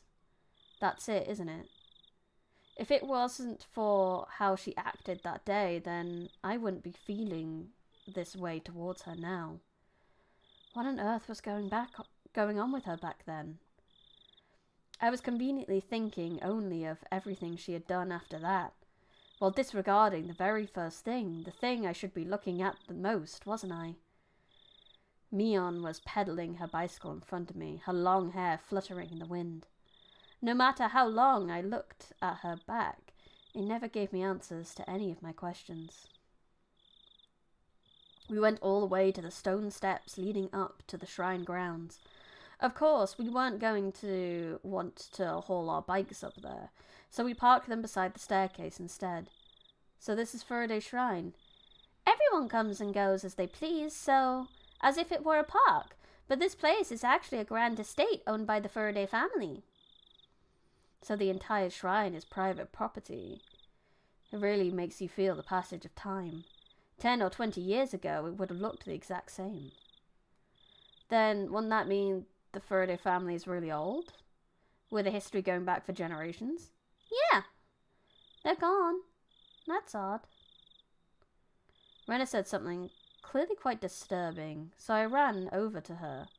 What's wrong, Rena? Rika-chan and Satoko-chan always leave their bicycles here. See? They're gone. I took a look around. Indeed, there were no other bicycles aside from the ones we'd taken to get here. Couldn't they have parked them somewhere else? Couldn't they have brought them up the stairs? Those girls couldn't do that, Keiji-kun. Just as she said, I couldn't imagine Rika-chan and Satoko lugging their bikes all the way up here.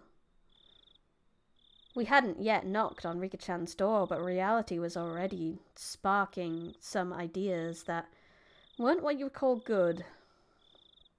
Maybe they were just parked under some trees and we hadn't noticed them. I refused to believe that not being able to find their bikes was proof that they disappeared. Let's go. The only way to be sure is to check their house.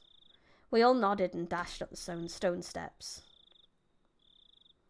We passed through the red arch and came out onto the shrine grounds, which was covered in neat gravel. It was so quiet here, as though the Wataganashi festival had never happened. So, where's the house they live in? Over here. Come with me. Rena took the lead and sprinted off. We went towards the assembly hall behind the shrine, then looped around behind it. In the darkness of the night, we found a small, prefab 2-story shack that looked like a warehouse. The lights are off. Are they sleeping? Let's knock! Rena and Mion neared the shack, which didn't really look like a place people would live. They had such a beautiful shrine, so I figured they'd live in an equally beautiful house. It was so far from what I had expected. Rika-chan! Sadako-chan! Are you there? Rena shouted up towards the second floor. Her voice was restrained at first, but steadily grew louder. No answer. In fact, there wasn't any sort of activity in the house at all. They might be sleeping. Let's wake them up. Mion banged on the shutter with both hands, and the loud sounds echoed in our surroundings. They would have noticed this much noise. They would turn on the lights in their room, fling open the windows, and yell, "What time do you think it is?" That, however, wasn't happening. There was absolutely no response. Mion stopped slamming her fists on the shutter, and a sudden silence fell over us. The silence aroused terrible thoughts in us. I could feel the blood draining from my face. "It's locked. I wonder if we can get in somehow." Rena showed no signs of stopping. It didn't look like she would admit they weren't there until we went inside and saw for ourselves. That refusal to give in gave me strength. The second-story window shouldn't be locked. I'll give them a try. Kei-chan, the ladder! Mion brought over a ladder that was standing against the house. The footing was a little unstable for me to be climbing, but Mion held the ladder firmly in place.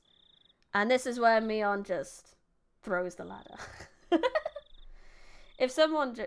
Times like this is when I'm glad I have lockpicking skills. Yes, this is definitely the best time, like when your friend's in trouble and you need to get into the house but then lock the door. Lockpicking skills are definitely useful for that. First dissing her house, now breaking and entering. Yes. For good reasons. I hadn't climbed too many ladders. My inexperience with them exposed, I climbed one step at a time and tried to open each window on the second floor. "Mi-chan, I'm going to check the main house, just to be sure, okay? I'll be right back." Rena darted away. What, a main house?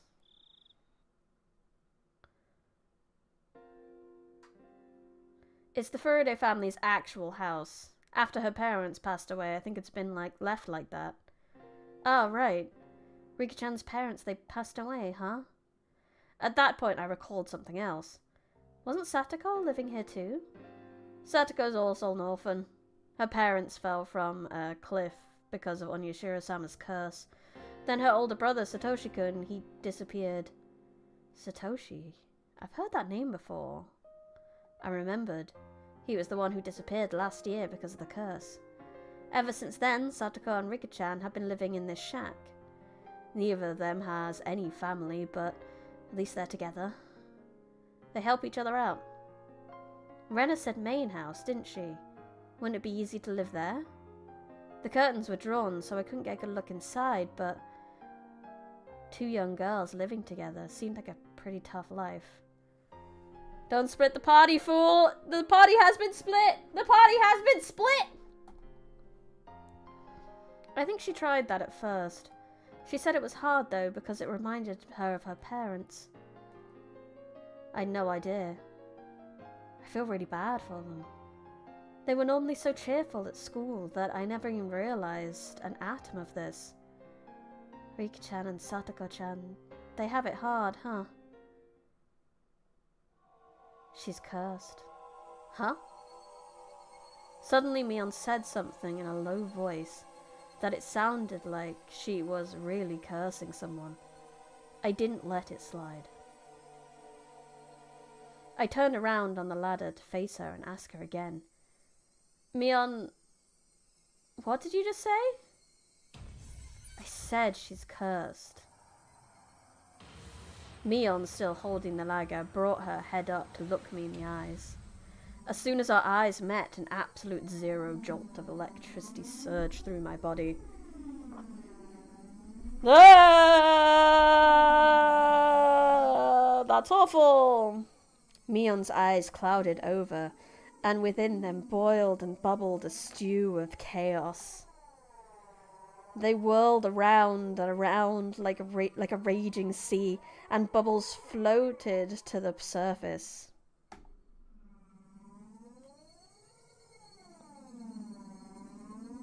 I had, at some point, been trapped on this ladder, like being cornered on a dead-end street. Mion, why are you making that face?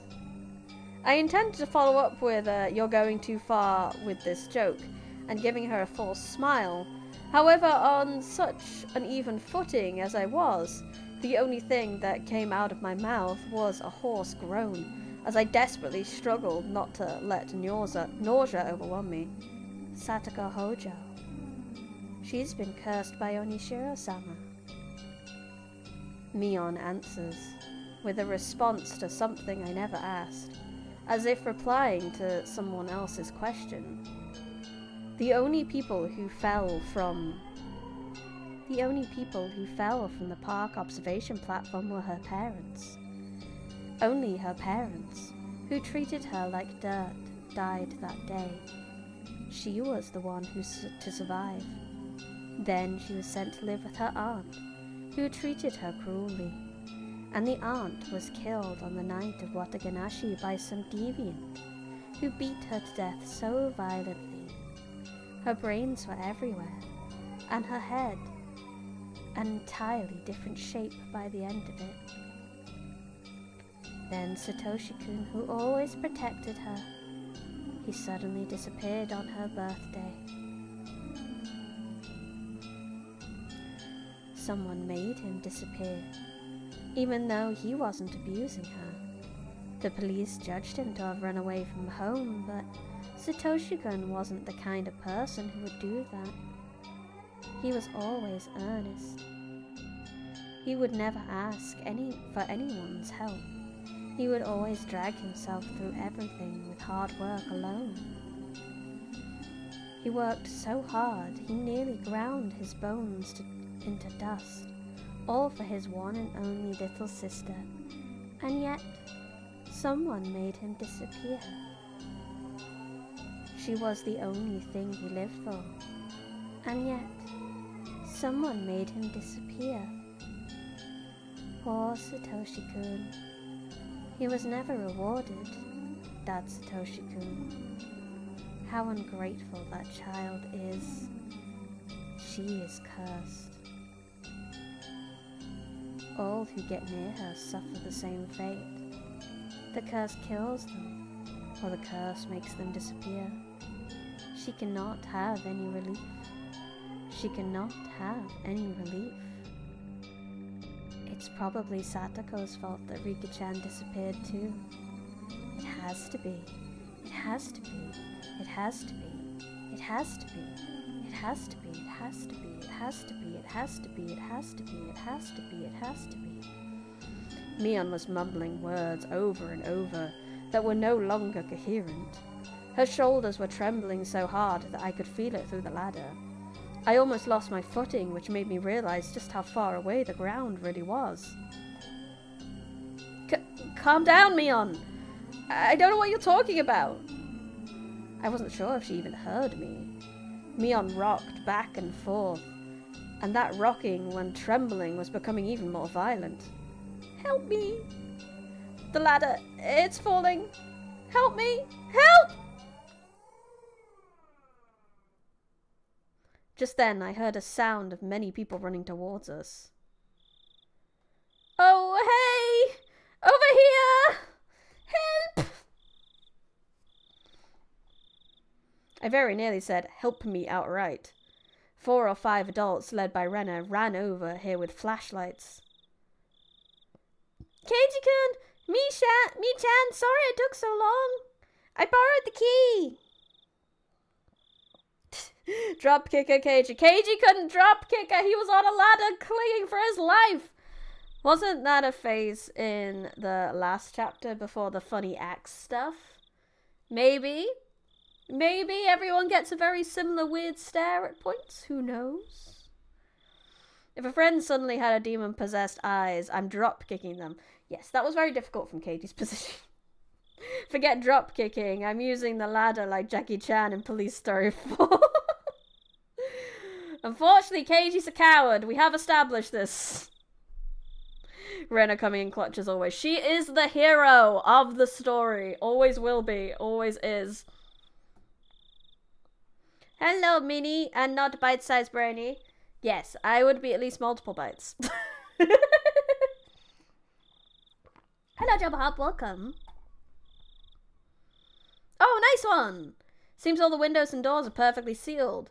I was getting worried. When I heard Mion talking like nothing had just happened, I felt a chill run through me. The person currently holding the ladder in place was definitely Mion. It was the real Mion Sonozaki. Then, the person muttering to themselves just a few seconds ago. Who was that? The person who was mumbling about terrible things like curses. Who was that? I jumped down from the ladder as if running away before Mion turned into that person who wasn't Mion for a second time. The adults tried a few different keys on a keyring as they tried to open the big shutter on the first floor. Rika-chan's house used to be a disaster shelter for the town council, so the key to the shutter is still kept in the mayor's house. It's Rika-chan and Satoko's private residence now, though.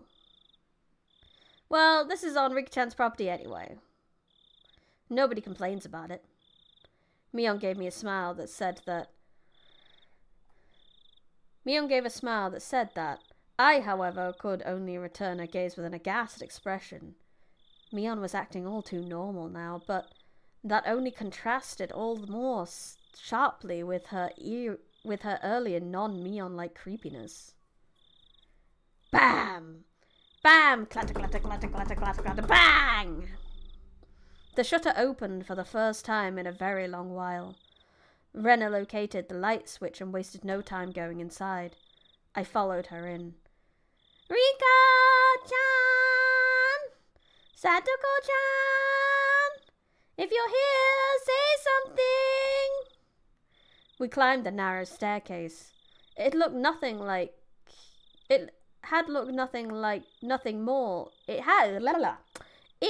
looked like nothing more than a warehouse, but now that I was inside, I could feel how lived in it was. It was a person's home. Somehow the scent of the two filled the place. This was definitely where Rika-chan and Satoko-chan lived. The first floor doubled as a town assembly warehouse, but the second floor space was entirely for living.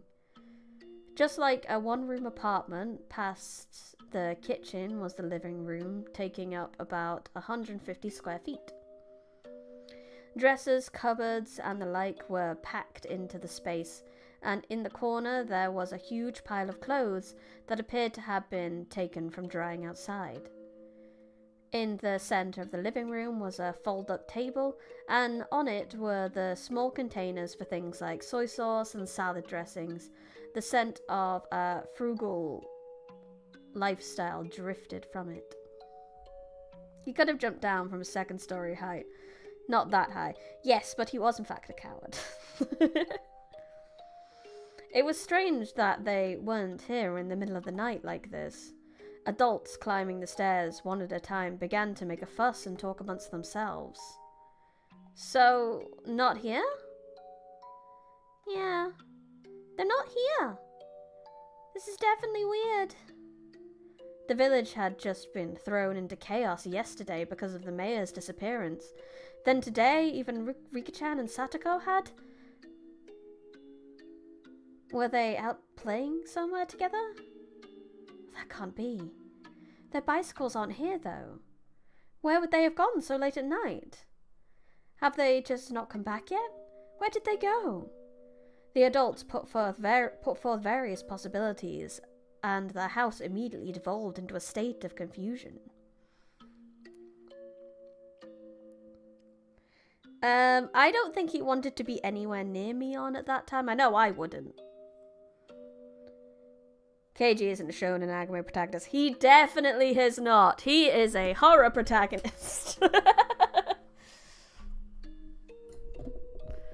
Keiji can have moments of shonen anime protagonistness, but definitely not in this route. He's a coward through and through in this route. Hello! Yeiji Kitty, welcome. Eventually, Mion settled them down. I don't want to believe it, but Maya Kimiyoshi disappeared yesterday. We can't say that this is unrelated. The adults' faces paled at Mion's declaration. Mine and Rena's did as well. Let's see. They could have gone nearby for some tea or something, then accidentally fallen asleep. Whoever invited them might just not be able to wake them up at all, too. Let's eliminate that possibility first. Makino-san, please go around the houses near the stream. Keitaro-san, look over near Oja Lake. Okamura-san and you... Mion promptly gave directions to the villagers. The adults followed them without hesitation, despite her age. We'll remain here and call up anyone we can think of on the phone. Okay, everyone, you have your orders. Got it! The adults all roared in reply and pounded back down the stairs below. Whoa, Mi-chan! You're not only chairperson of the school, but Hinamizawa too!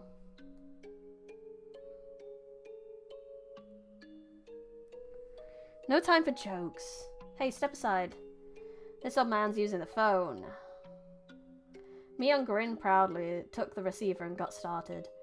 Rena gave Mion a trusting look, considering her dependable for doing all this. My feelings, though, were a little more complicated, since her leadership seemed to be affirming the Sonozaki family successor impression that Shion and Oshi-san had given me. Stop right there, Keiji Maebara. None of that matters right now. The most important thing is to make sure that Rika-chan and Satoko are safe. Let's see. Couldn't there be a clue hinting to where they might have gone somewhere in the room? Still, though, I wouldn't know what to look for anyway. If we tore the whole place apart and figured out what was different from before, we might be able to speculate, but there was nothing strange about this room, and there were no clues in sight. In the first place, I'd never been here before. There was no way for me to know what was different if I didn't know how the room usually looked. Hey, don't just give up, Keiji Maebara. Stop thinking, start looking. For something. In search of something, I tried pulling open dresser drawers and opened the windows. I didn't uncover anything meaningful, though. Rena also looked unable to stand around doing nothing, and was looking around the room like I was. Rena? I don't think you'll find Rika-chan by opening the refrigerator or the cabinet underneath the sink. I just thought they might be hiding. That's fair. I would look at it everywhere too. Because you're like, even if they're not hiding and you know it's useless, I don't know, you just gotta look. You just gotta look anyway because you need to do something. Oh. As we were searching, it got noisy outside. Villagers were quickly assembling here, having heard the commotion. Of course, a lot of them were probably people Mion had called. All of this because they opened a single locked door for a room with nothing in it. Yeah, pretty much. I'll go tell everyone what's going on. The police will be here sooner or later, too. We'll need to explain the situation to Oshi. Mion began descending the stairs and we followed her out to the front of the house.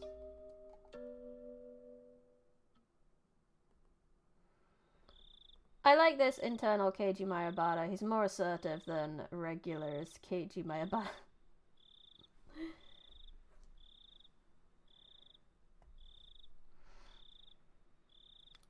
There were already around 10 adults here, and all of them looked uneasy. I suddenly noticed that the old people from the shrine were here as well, and they were praying for Rika-chan's safety, rubbing their prayer beads. This had gotten bad. This wasn't just a problem between friends anymore. Mion-chan, is it true that Rika-chan and Satoko-chan weren't anywhere to be found? The villagers all formed a ring around Mion, swarming her. Mion raised her right hand as if silently asking them to calm down. First, let's check every house according to the town council's information division and see if they're visiting anyone. After that, they could be fast asleep in someone's house and totally unaware that we were looking for them. It would definitely be hard for someone to wake up Rika-chan if she had eaten a good full meal and fallen asleep like a kitten afterwards. Oh, how nice if that was the case. I don't want to think about this, but it's also possible something bad has happened. Mion's face grew remarkably grim, and a wave of silence washed over the adults. Should we divide up the work, too? We'll go around to all the places we went last night while looking for the mayor. We'll go look around the dam construction site best we can. So you guys go search around the school. Right! Let's move on. Come on, let's go! All of you were up last night looking for the mayor. I know you're all low on sleep, but please do your best. Got it! Kidnapping is never just a problem between friends, Keiichi. It's for the adults to step in. I don't know if they're going to work. If they're going to help.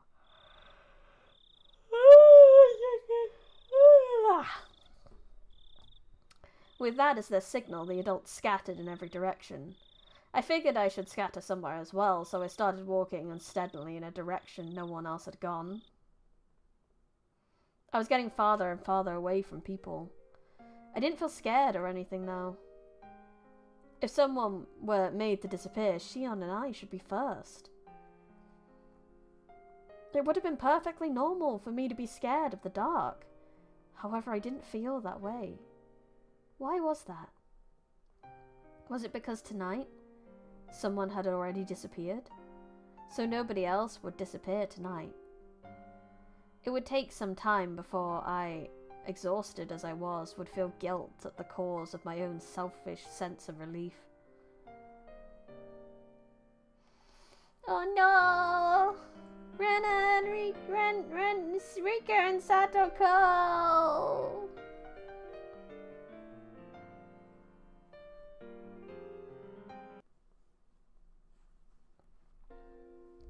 Suddenly my vision cleared, and a cold wind caressed my body.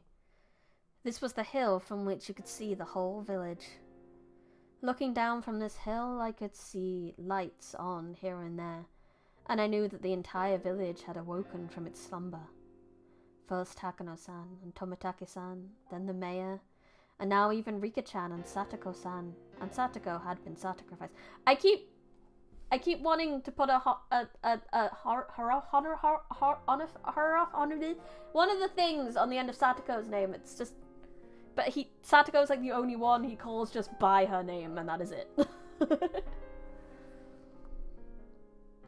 And word of it was spreading everywhere. It's tiny, tiny, weeny, tiny, tiny. The strength in my knees left me. This could no longer be a joke. We could have found them. Mion would have told me I was a warrior. Reno would just be glad we did, and they would have smiled at me. My hopes disappeared as if they were awakening from a dream. That was what the view I could see was telling me. Following my knees, my arms both bent forward onto the ground, and I clawed at it with my nails. I couldn't figure out if I was feeling sorrow or frustration. This is my fault. I couldn't endure the burden of my own sin, and I had just told Rika-chan about it. They had nothing to do with it, but Rika-chan and even Satoko had been sacrificed. It was like a cross that Shion and I would each have to bear the weight of until we ourselves were erased. Well, if I'm going that far, then the problem started long before that. My original sin of breaking taboo and entering the ritual storehouse without asking. I know I shouldn't have gone in there from the start. Yet I lost out to cheap curiosity. Keiji really do be having prophetic dreams. Maybe he should be the next Shrine Maiden now that the previous one has disappeared. I hadn't felt so angry with myself until this very moment. It was a crunching sound. I wasn't even interested in who made the noise, despondent as I was. Is it Rena coming to comfort? Yes! It's Rena coming to comfort us! Keiji-kun? Keiji-kun! Are you okay? It was Rena. Perhaps my clawing at the ground made it look as though I was having stomach pains. She ran over and rubbed my back to make me feel better. This is all my fault. It's because of me. It's my fault. Keiji-kun's fault? You didn't do anything wrong. Please don't blame yourself for this. Don't you hate it when you got curious once but accidentally triggered a yearly curse? It's an absolute minor annoyance of life, really. Who hasn't done that at least once? I could tell Rena was doing her best to choose the right words out of consideration for me. That's why I could sense her intent behind the words. Keiji, you know why Rika-chan and Satoko-chan disappeared, don't you? Is what she really meant to say. Because it was an emergency, Rena had ignored the reason why and wanted to make sure Rika-chan was safe, but now that we'd actually confirmed her disappearance, it was only natural Rena would start to wonder about why. Oh yeah, I trigger curses all the time. The spirits of the damned are forming a line outside my house. However, with the situation having gone this far, I couldn't possibly tell her now. I didn't want to admit that Rika-chan and Satoko-chan had disappeared, but I couldn't let Rena disappear either. Keiji-kun, if you stay out here in the wind, you'll catch a cold. Rena sat down, bringing her eyes level with mine. They told us that children should go back home to sleep. Rena showed me her watch. As she said that, it was long past 1 in the morning. Time was passing too quickly. Had I been crawling around here for that long? If we don't sleep soon, we'll have trouble getting up for school tomorrow. Even the adults are really worn out since they were searching for the mail last night too. They were saying they'd break up a little earlier tonight. I was a little upset that they weren't allowing as much time to this as they had to search for the mail last night. But that was something I, the cause of everything, had no right to criticize them for. It's alright. The police arrived a little while ago. Look, there's the police cars coming into the village now. Hearing that remark, I looked down at the village to see that there were indeed more cars than one could normally expect at this hour, coming from the darkness on the other side of the mountain. However, none of their emergency lights were on. Of course, their sirens weren't wailing either. That's right. All of the incidents that occurred right after Wataganashi were seen as the product of Onishiro-sama's curse and would be handled in secrecy. Same here. I sold my soul to 15 different entities and now they are having legal battles on who gets to own it. I wrote a short story like that once. It was fun. To you two, I have at this point set up a small bar at my front door to profit while they fight over my soul. Joke on them, I sold it years ago without anyone noticing.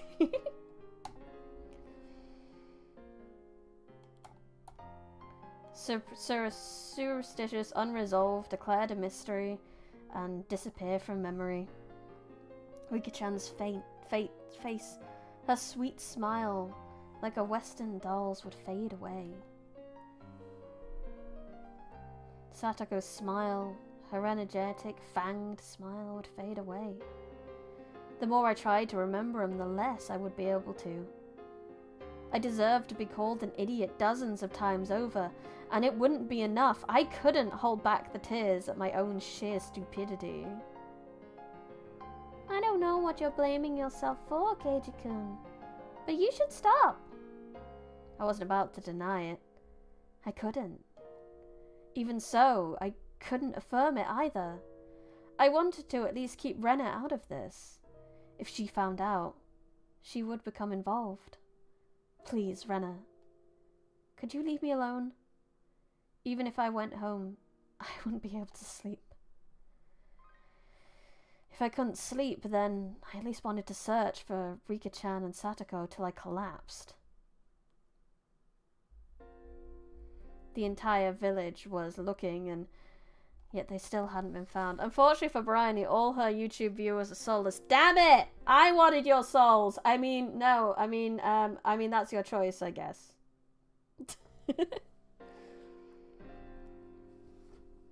I don't think I'd be able to find them if I went looking alone at this point. Still, I had to do it. They disappeared because of me. I couldn't possibly go to sleep while others are out there searching. I had said that to myself in self-depreciation, but as soon as I realized that Rena was silently trying to find the meaning in my mumblings, I realized that I'd misspoke. Yeah, sorry, soul man. God damn it! You guys need to keep better tabs on your souls. You keep losing them for the boss monsters. Is Keiji-kun's fault? Why do you think that? Why? That can't be. Keiji-kun, you're not at fault. Did he just call... Yeah, he just called himself Keiji-kun. Oh, because it's still Rena talking. Is it? I was happy that Rena said these things to me, but she only did so because she didn't know the truth. Yeah, we must eat chibi and gain its soul for our own. No! My soul is my own! Fuck you all! I will sell you my soul for a free book. I am good for it, trust me. I don't trust you. Nope, you're not good for it. You just told me. I'm not getting into those legal battles with everyone else that wants your soul. I'm not doing it. I don't have the money for that kind of lawyership. Well, I wasn't using it. But it's important. If she knew that everything had been caused by my breaking taboo on the night of Wataganashi, then even Rena would curse my existence. However, I can't allow for those curses. That would mean confessing to my own crimes to Rena. If I spilled even one word of having snuck into the ritual storehouse on the night of Wataganashi, then even Rena could disappear tomorrow night. The gentle, spirited, always joking, always hoeing. But at a time like this, the most dependable person in the world, Rena, might disappear. I don't want that. Anything but that. This time I needed to bear my own cross. Alone. Keiji-kun, I know you always have your friends in your heart. I can really understand feeling like you want to kick yourself. Rena knows, though, that it's not Keiji-kun's fault. You didn't do anything wrong, Keiji-kun. I know that. You know that? The shivering in my veins rushed back, and I replaced the sorrow in my heart with fear. I didn't tell her anything, did I? Sweetie, you're being paranoid! Oh, lordy. He's so paranoid right now. Yeah, I didn't know how was a verb either. Darn, you remembered. Steve is lovely to talk to when they are literally throwing the book at you to prove a point.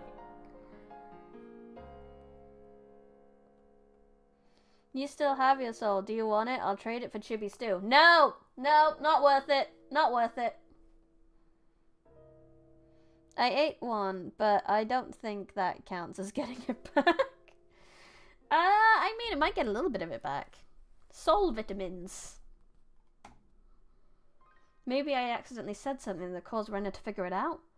This is bad. Now Rena will disappear. Rena will disappear. Rena will disappear. Then Rena, the same way as I always did, grabbed my head and began to pet it. Roughly. Yeah, I know what she does. Keiji-kun, are you thinking that Rena might disappear now too? Because of Oyashiro-sama's curse? She puts more force into the hand rubbing my head. You don't need to worry about that. Rena isn't going anywhere. I promise. Why? How can you say that with such confidence? I mean, someone's been sacrificed every night so far. There was no proof that it wouldn't happen again tomorrow night. There was even less proof, after all, that the sacrifice wouldn't be Rena. I don't care who you are, just please, if you're going to erase someone, erase me first. Please stop cruelly getting rid of the people we're close to. Just like the mayor for Shion and Rika and Satoko for me. Shion's hysterical shouting came back to my mind. They must have been planning to kill us last of all. They're not killing the first people who come to mind. They start by killing those who we're close to, and then after they've caused us so much pain, they'll kill us. That must be what they're doing. Rena do be raising death flags. No, not our sweet girl Rena! Rena, please don't disappear. Please don't. As long as I'm still here. I could no longer conceal the sobs welling up inside me. Yeah, I wonder what she ends up doing. She won't know about Rika yet. Come on, Keiji-kun. Crying doesn't suit you. You're a boy. Keiji-kun, you can cry as much as you want. Let's go back to the others. The housewives are cooking some miso soup for us. It'll warm you up and calm you down.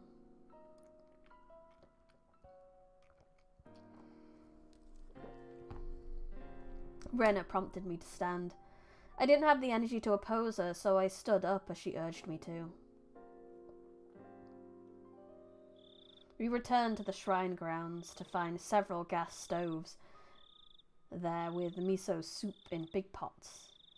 The many villagers there sipped at the soup they were given in dead, stony silence. Their expressions were absolutely exhausted. Everyone had just been running around the village until a little while ago. From the dreary looks in their faces, I assumed they hadn't come up with anything yet. Kei-chan, where did you go?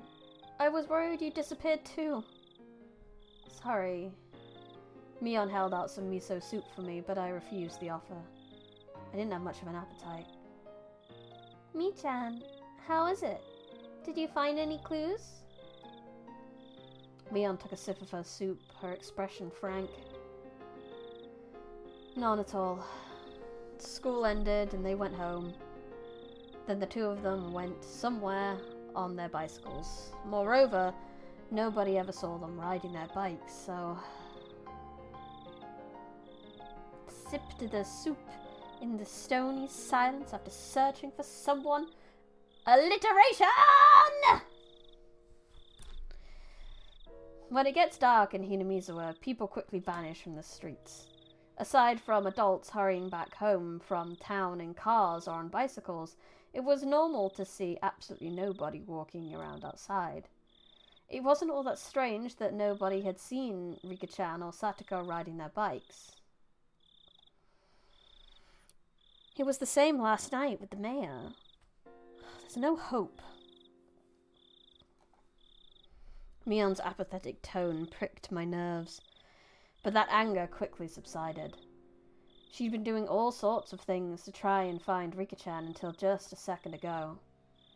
If I asked her, she'd probably say she was up all night last night too, looking for the mayor, wouldn't she? She must have been far more fatigued than I was. Besides, what about me? I spent the time hunched over in indecision all alone. I had no right to say anything about Mion. Kei-chan, I know it's hard, but let's turn in for the night. We just decided we should break up the search for now. Drink this and let's call it quits. Is this the end? Oh no, of course not. Once it's bright out again, we'll do a thorough search with the police's help.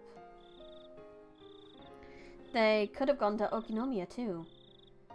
People are saying we should go through all of Shishibone City investigating whether there are any witnesses for both girls and the mayor.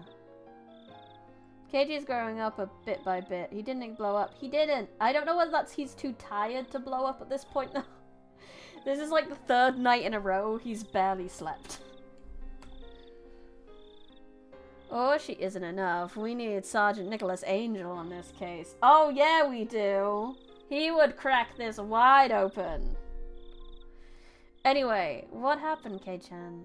Where did you go off to? You vanished all of a sudden. I was really worried. Suddenly I was on the receiving end, but I didn't have the willpower to respond. Sorry, I'll be more careful. Nothing happened? There wasn't anyone suspicious spying on or stalking you? Nothing like that? Mion demanded with a serious expression. I was being criticized for how inconsiderate I'd been. Despite being in so much pain. I was frustrated I was being criticized, but it was my sin. Can Columbo solve this case? I don't know. My sin. I must bear it alone. Nothing. I'll be careful either way.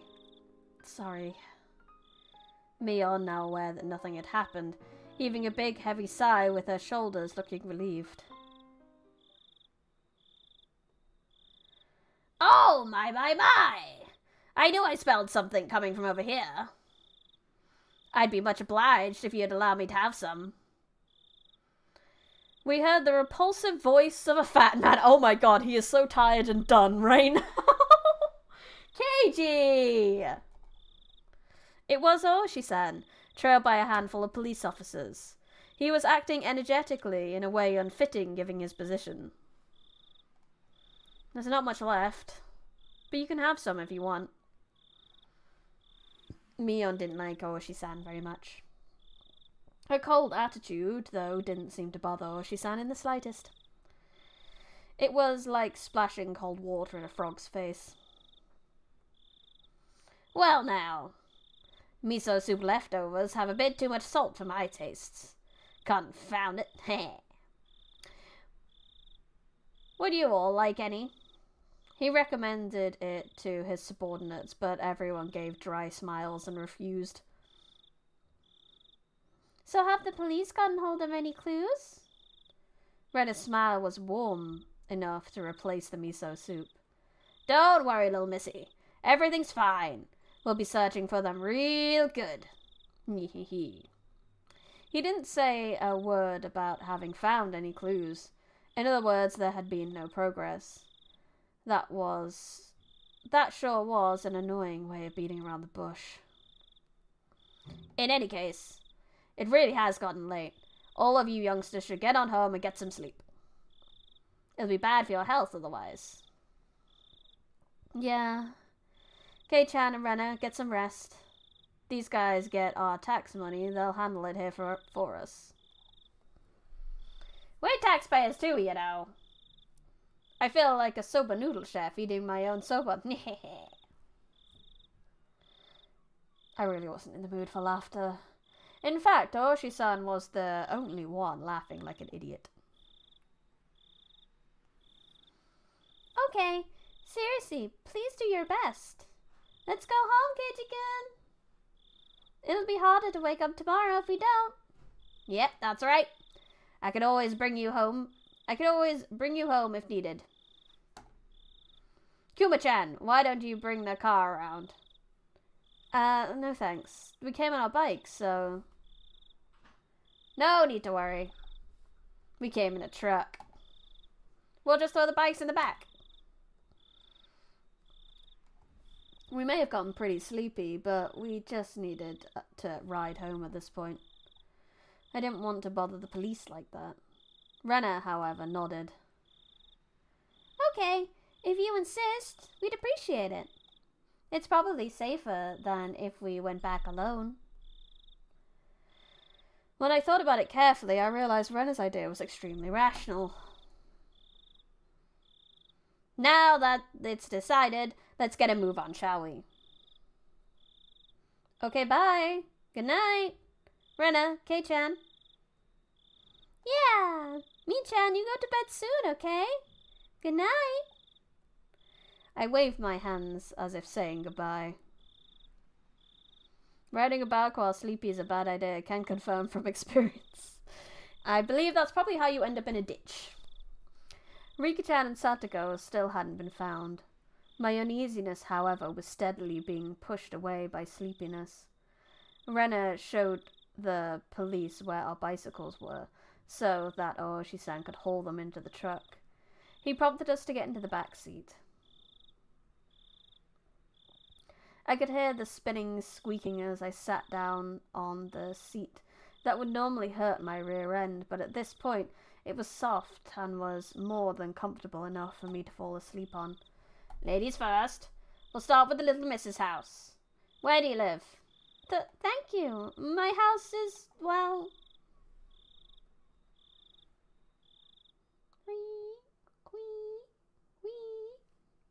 Rena's voice slowly grew distant. I felt myself being sucked into the void of sleep. Wakey, wakey, Keiji-kun. Hello. Mayabara-san. Are you asleep back there? Huh? When I came to, it was quiet. The car was parked. Oshi-san gave me light slaps to the cheek. I didn't feel good at all, so I woke up immediately. Sorry. I just fell asleep. Something was being held under my nose. A clump of metal? Was it a can of coffee? It's lukewarm by now. But a cafe latte is good even at room temperature. Oh, thanks. I mechanically took the can and opened the pull top. The feeling of the warm, sweet liquid going down my throat awakened my sleepy mind. When the drowsiness receded, I started wanting to know why the car was stopped and why I was offered a coffee. Oshi-san, who had been in the driver's seat at some point, had moved to the back. Suddenly I had a very bad feeling about this. It reminded me of the questioning yesterday at the library. It was already too late by the time I realized a mistake. Today, of all days, it didn't look like I'd be getting away. I had a feeling that until Oshi-san heard what he wanted, he wouldn't be letting me go. Isolating Keiji-kun. I see ploys, funny detective man. He do have the ploys. He's a sneaky bastard, this one. He'll get what he wants. Yeah. Please, don't get all formal on me. I'm not gonna eat you or anything, Mayabara-san. Oshi-san gulped down the last of his coffee, then stretched wide, showing me how relaxed he was.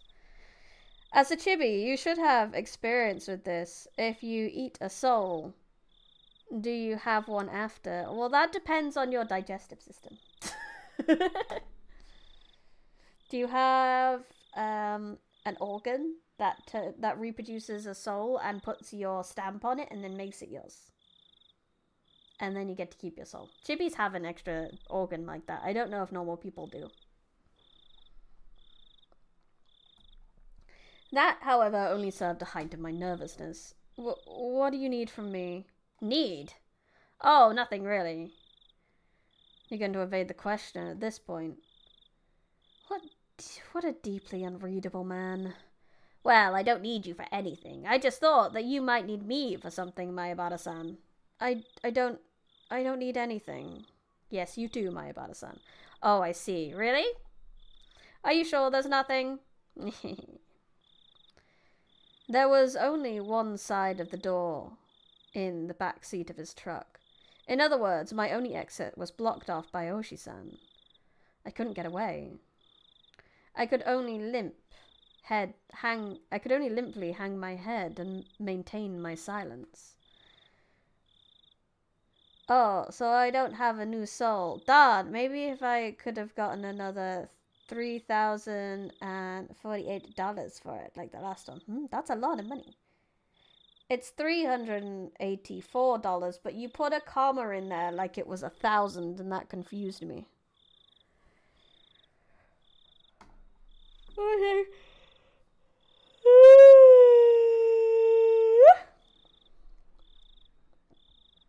Oshi-san, despite my reticence, relaxed and began smoking a cigarette.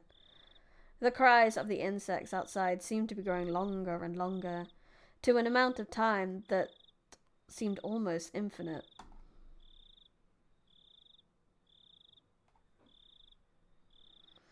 £3.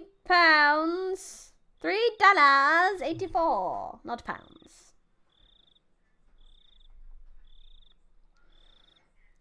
Here I was sure you had something you wanted to talk to me about. Oshi-san exhaled a puff of smoke. The windows were open, but the tobacco smoke still accumulated inside the vehicle. How much did Oshi-san know?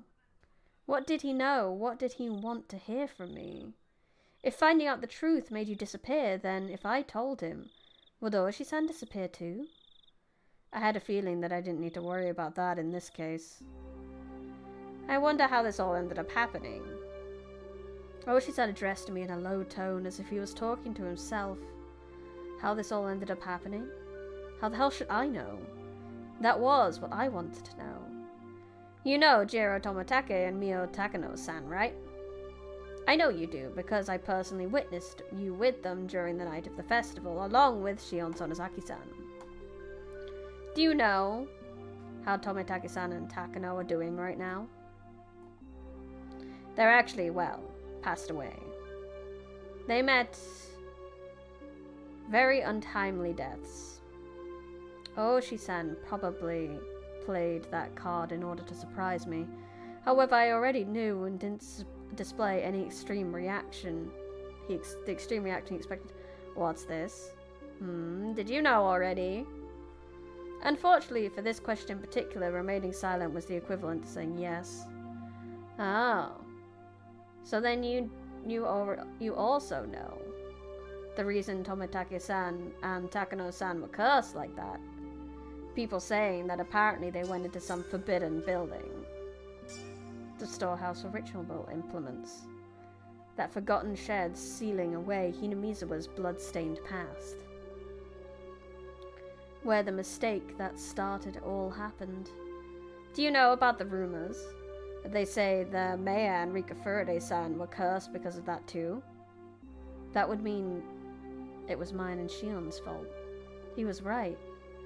As soon as we revealed what we did, what if they called it a ritual storehouse? What they called it, a ritual storehouse? They're saying it was bad luck. The lock to it had been replaced by a simpler one, which made it easier for thieves to get inside. What? This was news to me. Until last year, it apparently had big bars and a huge padlock on it. I mean, you know, ever since the priest and his wife passed away, Rika Furaday-san had been managing the place, right? Apparently, she talked to the mayor, saying that she wanted them replaced with a lighter, more simple padlock because the bars were too heavy for her. I didn't know anything about those big bars he was talking about, but the lock certainly had been a simple one. It was a pretty cheap one too, and it didn't really fit the impression of what a lock for a place you'd store something as important as ritual implements would look like. Rika-san is a small girl after all. The bars were heavy with rust, and they must have caused her a lot of trouble. So the mayor hired a craftsman and replaced the lock with a simple padlock so she could open it with a key. So, how does that mean it was bad luck? Here's what I'm saying. The thieves couldn't get in with the old tight lock. The mayor and Rika-san replaced it with a cheap lock and key on their own, so the thieves broke into it. Apparently that's how it's going down. That explanation's a bit... Letting that slide, certain members of the village delivered punishment upon the thieves who stole the ritual house, as well as the mayor and Rika-san who changed the lock. At least, those are the whispers that seem to be going around. Mayabara-san, what do you think? What do I think? I don't really know what you mean by certain members of the village. Are you familiar with the three families? The representatives from each of them gave short addresses at the Wataganashi festival's opening ceremony. Did you see them? I came partway through the festival, so I don't really... The three families are the three oldest families in Hinamizawa. To give actual names, the Kimiyoshi family, the Sonozaki family, and the Furide family.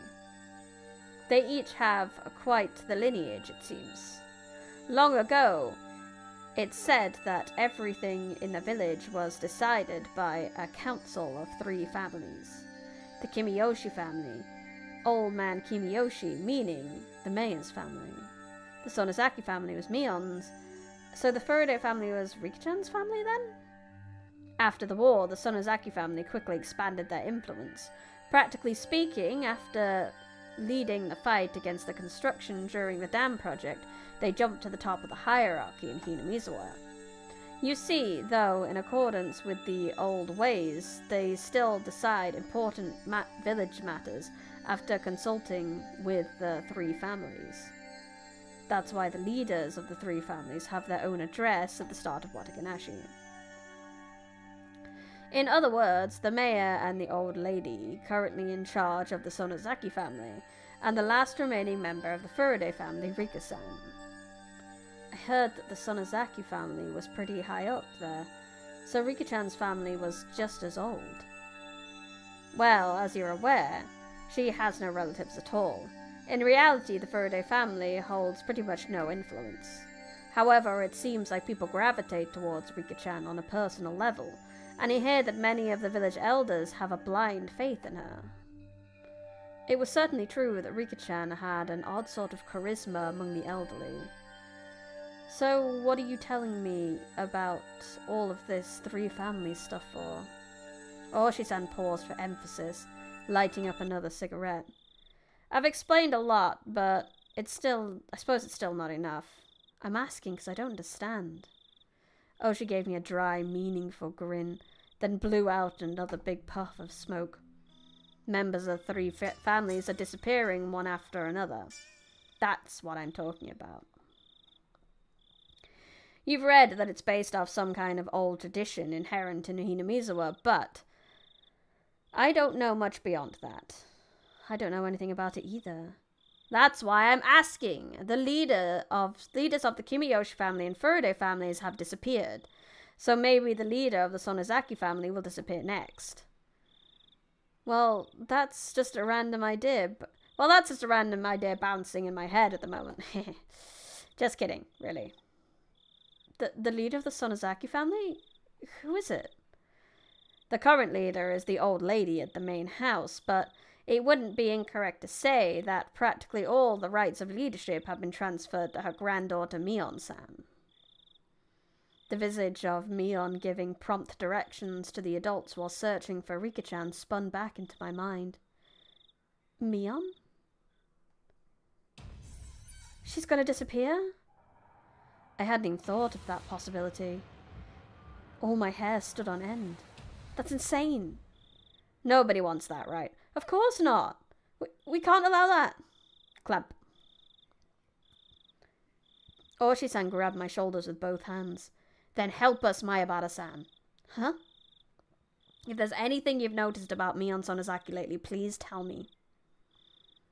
I was going along with him. By the time I realized, it was too late. Oshi-san had brought his face in closer, almost close enough to ram into me, waiting my next words. This pressure.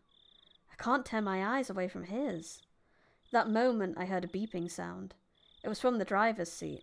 He ignored it at first, but then it started to bother him.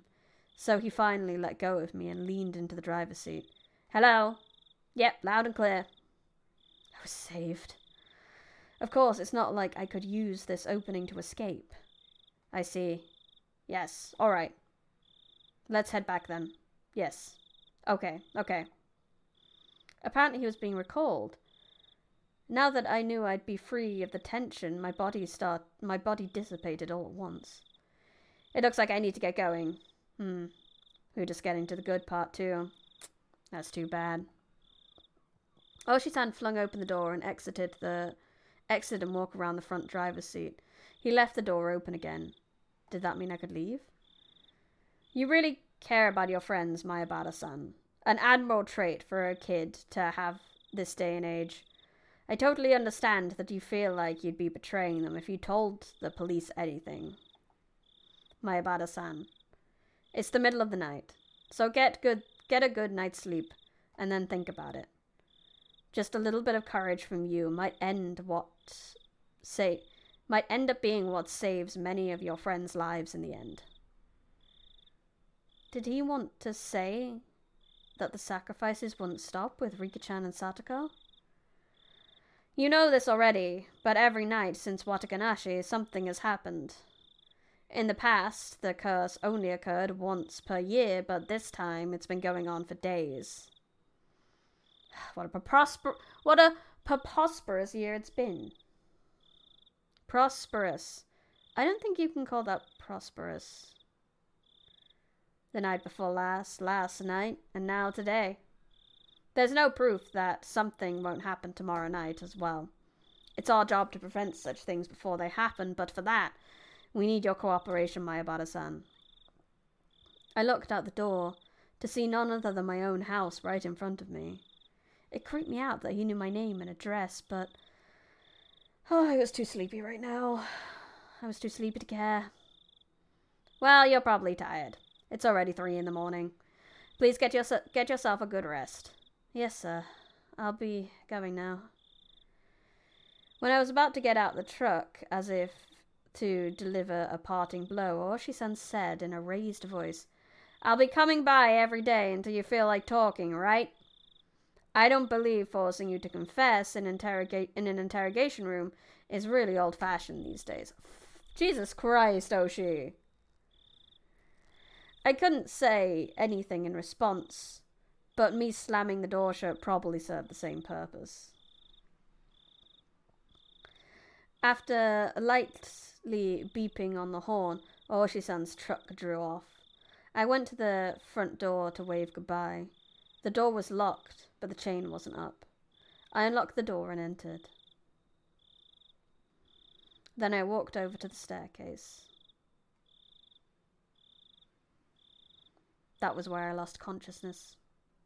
Just fucking collapsed as soon as he gets into his own house. Fair, though. Absolutely fair. Poor KG. Just going through it. He said he would trust Oshi-san, or at least like tell Oshi-san some stuff. Oh lordy, we have some stuff.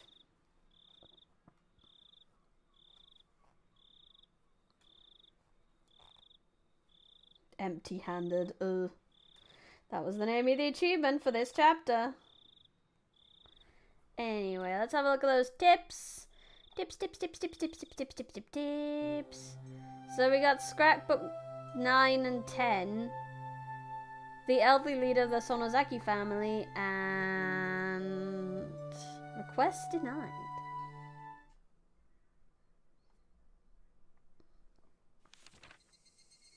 Sonozaki family. The one to drastically expand its influence after the war was the Sonozaki family. Gotta vanish. Enjoy the rest of the tips, Floret Boss. I will. Have a lovely day, Chase. Thank you for coming. The leader at the time was Oryu Sonozaki, who still has that seat today. Oryu Sonozaki has grown old, and today you can only catch a glimpse of who she was at the time. From what I've been told, however, she was the leader exalted as the best in history. Having become so old, aside from going out a few times a week for lessons, she spends her time at home in solitude and seems to leave most of the ceremonial affairs to her heir Mion. There are different views as to why the successor was not her daughter, but her granddaughter Mion, but it is rumoured that it has something to do with the disownment of her daughter and son-in-law. That inhibited granddaughter Mion Sonozaki still shows signs of the dignity required for the next leader. However, she does have Sonozaki blood in her veins and is permitted the name Demon. She still doubtlessly requires caution and is probably hiding her fangs and claws as skillfully as leaders of the past did. Nothing too new there. Oh, big stretch, big stretch.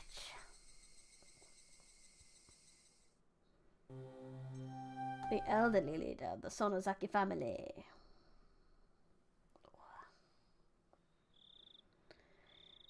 Yes, the postal worker hasn't seen anything either.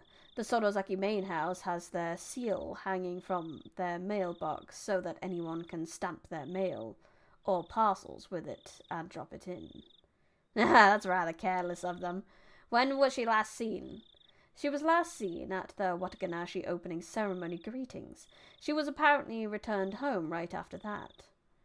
Well, she is pretty old. From what I've heard, she goes out a few times a week to take lessons, right? Have you found anything out about that?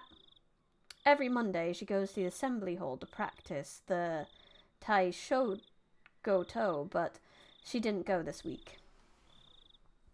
Any calls to say she wasn't going to be there? Has anyone confirmed it?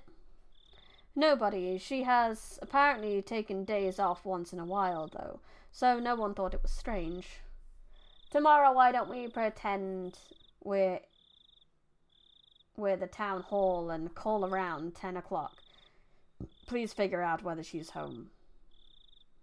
So they're trying to figure out if Miss Old Lady Sonozaki is still about or if she's disappeared too. 10 o'clock, got it. Ever since it started to seem more like the ancient Hinamizo traditions had something to do with all of this, he'd been careful to keep an eye on the three families. At this point, the leader of the Kimiyoshi family and the leader of the Faraday family had disappeared. There was only one leader left. Oryu Sonozaki, the leader of the Sonozaki family. She was apparently a pretty old woman. Her dignity hasn't waned, but she still only appeared before people rarely, so it was difficult to confirm where she was at any given time, since she, the last leader, hadn't been seen since the day of Wataganashi. Was she still alive? Well within the Sonozaki main house, or had she... According to Mion Sonozaki, she'd had fallen ill and was sleeping it off. I wonder if she's really sleeping. I'd like to take a look at her face, and her pulse. You can say that again. The two of them breathed out a big puff of cigarette smoke. Oshi-san, the search warrants for the Sonozaki main house and the Faraday shrine. Do you think we'll get them? Oshi-san didn't respond. Exhaled another cloud of tobacco smoke, his surroundings now as foggy as his mind. So he's well in on researching the Sonozakis. I kind of want to skip. I'm not gonna lie. Maybe it's like 20 minutes. I don't really care. I don't really care. Let's go. It gets repeated in the main story anyway. Let's go. Let's go. Let's go. Let's go. Save. End of chapter 10. We have 2 chapters left. I just want to go. Go. Go. Go. He awake. I saw the ceiling I was familiar with. Although I was groggy from sleep, I did notice that I was in my futon like I was every morning. I looked at my clock, and despite having turned in so late, I'd awoken at precisely the same moment I always did. I'm so low on sleep, I guess you really can get up at the same time every day. The secrets of the human body never cease to amaze. It is wild, isn't it? You go to sleep, but you wake up at the same time, no matter how late you go to bed. I'm a master of rolling over and going back to sleep if I'm really tired. If I went back to sleep like this, I would definitely not be waking up again. I spurred myself on and slipped out of my futon. Mum asked me about last night at breakfast. Apparently, we, too, had gotten a call asking if we knew where Rika-chan and Satoko were. Mum vaguely understood that something serious was happening. So then, you were out late last night with your friends looking for them? Until about 3, I think? Yeah. Did you find them? Rika-chan and Satoko-chan, I mean. Crunch. I wearily bit into my toast. It really didn't have any taste. Just then, I heard the chime go ding-dong. I looked up at the clock and saw it was about 5 minutes past my regular meeting time with Rena. It was her at the door. Good morning. Did you get any sleep? Did you? I think I slept for a few hours. You could probably count them on a chicken's toes, though. Rena seemed pretty sleep-deprived as well. There was something missing from her usual spirit. Are you going to school? Yeah.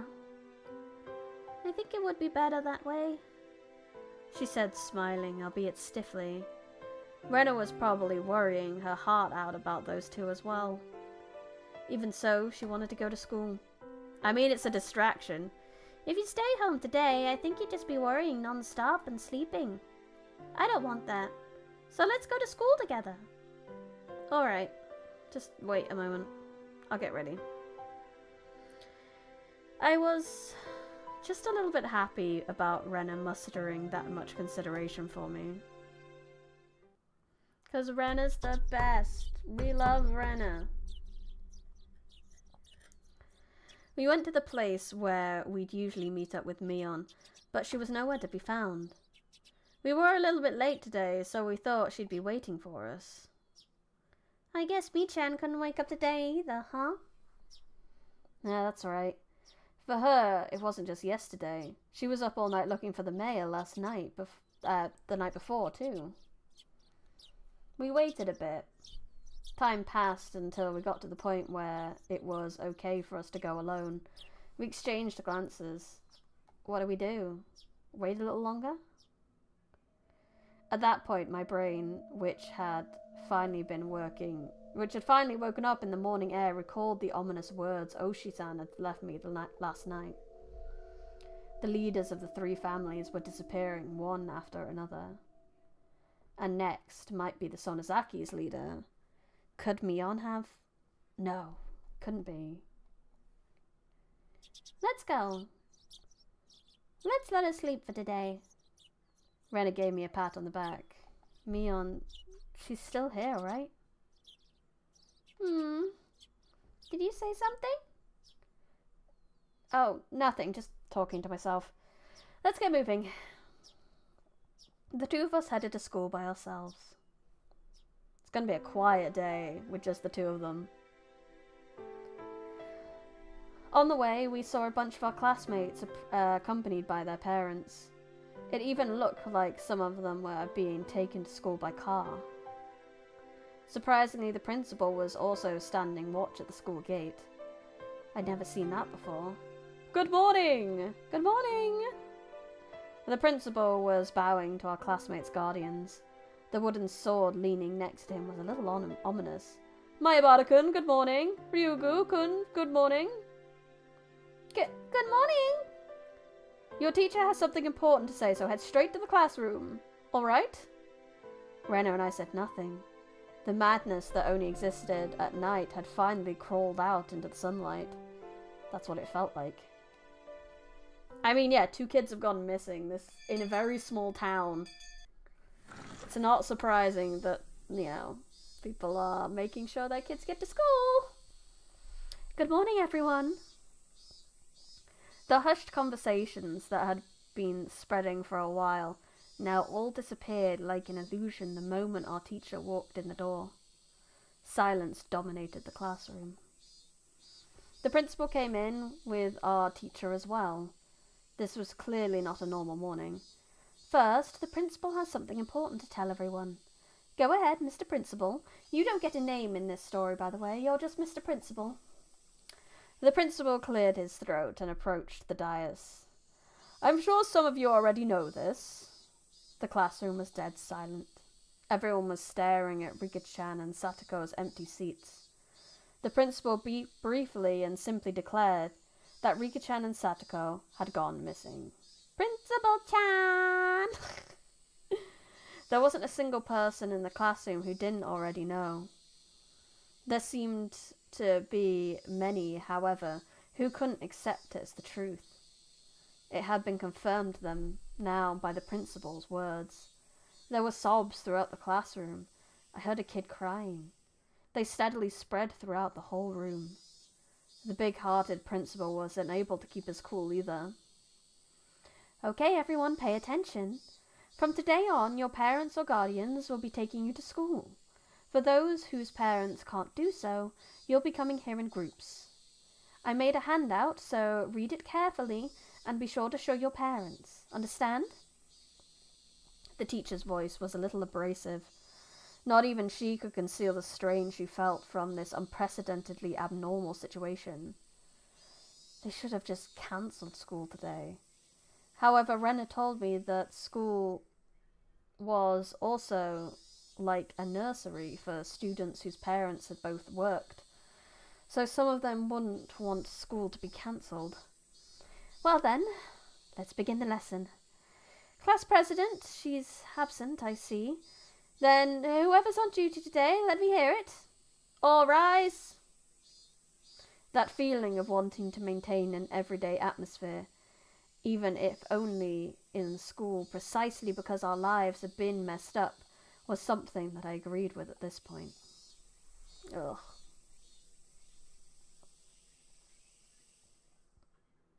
And school happened. As for the teacher, who always had her lunch in the staff lounge, she ate in the classroom today. I had to laugh at her curry bento, which was just a rumour until now, but there was nobody to laugh with me. Rena brought her chair and lunch over to my seat. Today it was only the two of us. The fact that we didn't need to drag any desks over was sad. I'm sleepy. Yeah. I don't feel like sleeping anymore, though. In fact, I'm jealous of the people that could sleep at times like this. They've got nerves of steel. You're right. I was sleepy this morning, but my drowsiness had dissipated after coming to school and constantly feeling the incredible tension. Rena's bento box didn't have its usual luster. That was to be expected. Rena was up for a long time last night, too. She wouldn't have had time to make her lunch beforehand, since it's not like she would have gotten up early this morning. Grab anything you want. Go ahead. You can admit that my bento is better today. Oh, okay then. I'll have some. Whoa! A Chikuo doll in perilla and cheese. That's interesting. Rena, yours might have ready-made food in, but it's pretty good too. I realized that the two of us were desperately trying to brighten the afternoon mood to its usual levels as much as we could. I looked around the classroom and it seemed like we were the only ones trying to do so, surrounded as we were by gloominess. Just the two of us sharing our lunches like this. It's sort of like something.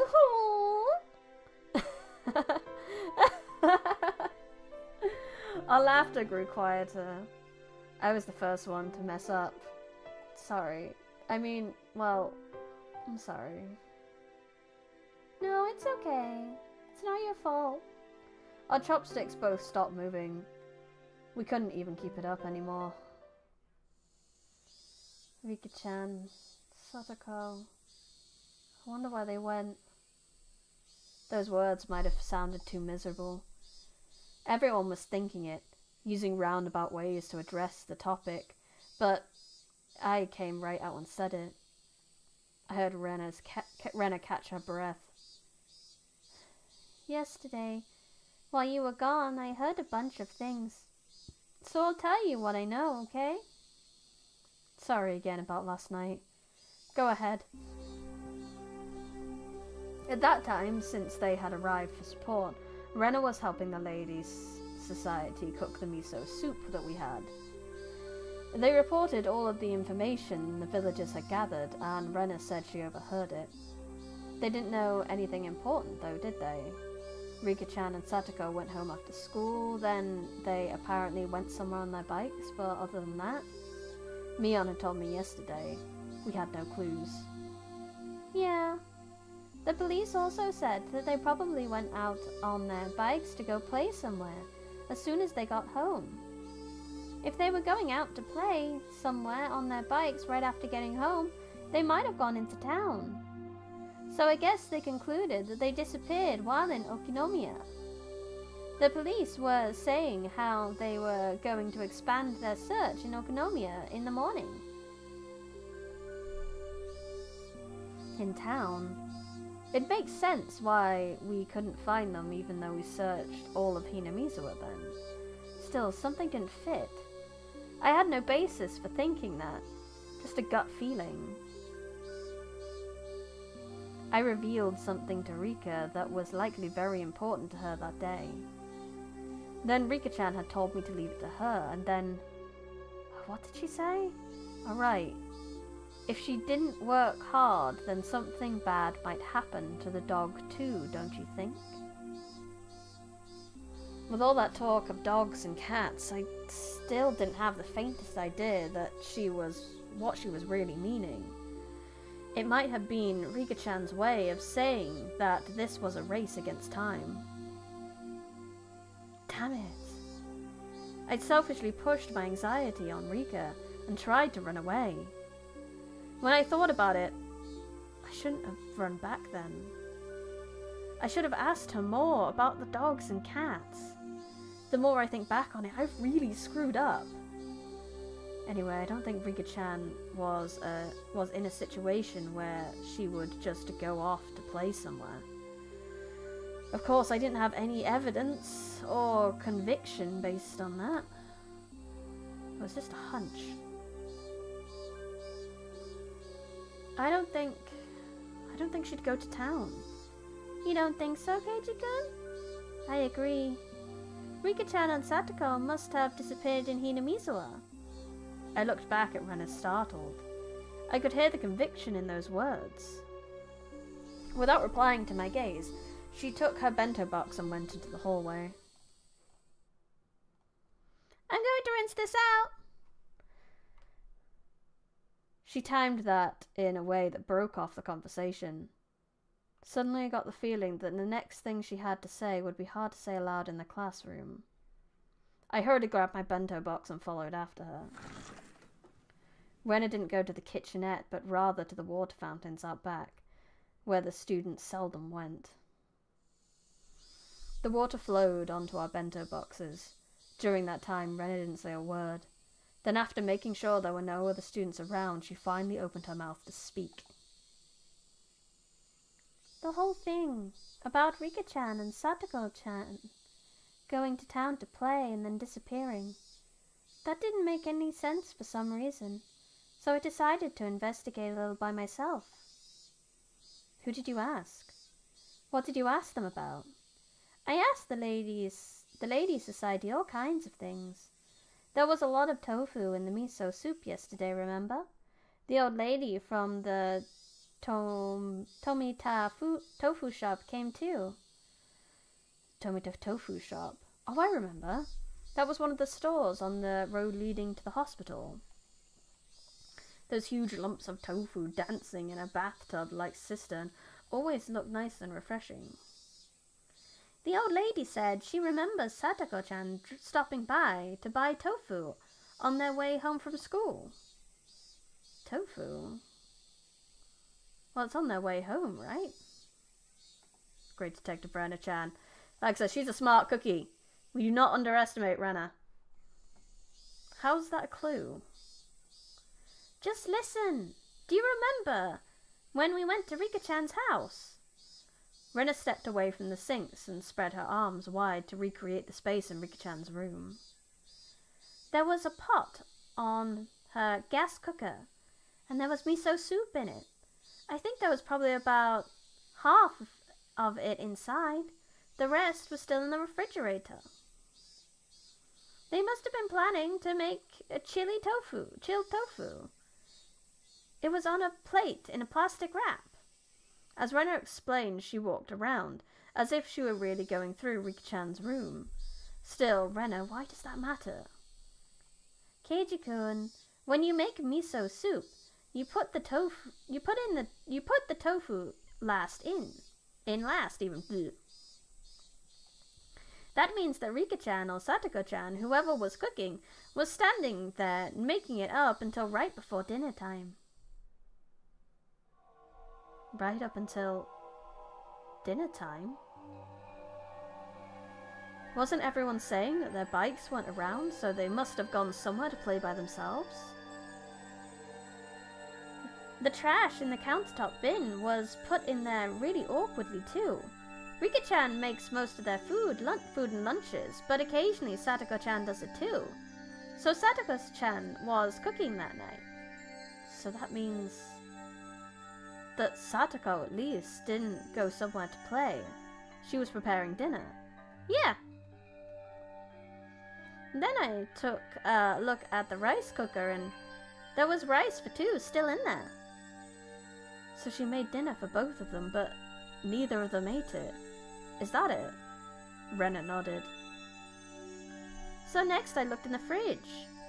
There was some chilled tofu made from the other half that they bought. That's not all either. There was a whole bunch of plates with side dishes for dinner, and all of them were in plastic wrap. You usually plastic wrap things that you can have so you can have leftovers the next day. My mum does it all the time, using them in breakfast or lunch. That's right. You use plastic wrap to save leftovers for later. So the fact that they were in the fridge means that they didn't plan on eating them that night, at least. Is that what it means? Keiji-kun, think a little harder. Their dinner was totally untouched and wrapped up. What do you think that means? Well, that means they didn't eat dinner anymore? So they would have gone out to eat or ordered takeout? It must have been really sudden too. If they decided to do that beforehand, then why beforehand? They wouldn't have made anything, but there was dinner for two for the two of them. That means when Satoko was making their dinner, they really thought they were going to eat it until right before they didn't. So then, the theory about the two of them going out to play, then disappearing is wrong. Yep. They disappeared after making dinner right before they ate it. Probably around 7 o'clock. Where would you say where would they have gone at a time like that? By themselves, without eating? That's obvious. Obviously where this is leading. Keiji-kun, do you remember? On their fold-out table there were things like soy sauce and a chopstick holder. There might have been something like that. I didn't remember. There was. There was! I remember! The container for the soy sauce was empty. There wasn't even a drop left. Chilled tofu wouldn't taste good without it. So I looked under the sink for the larger bottle of soy sauce they have.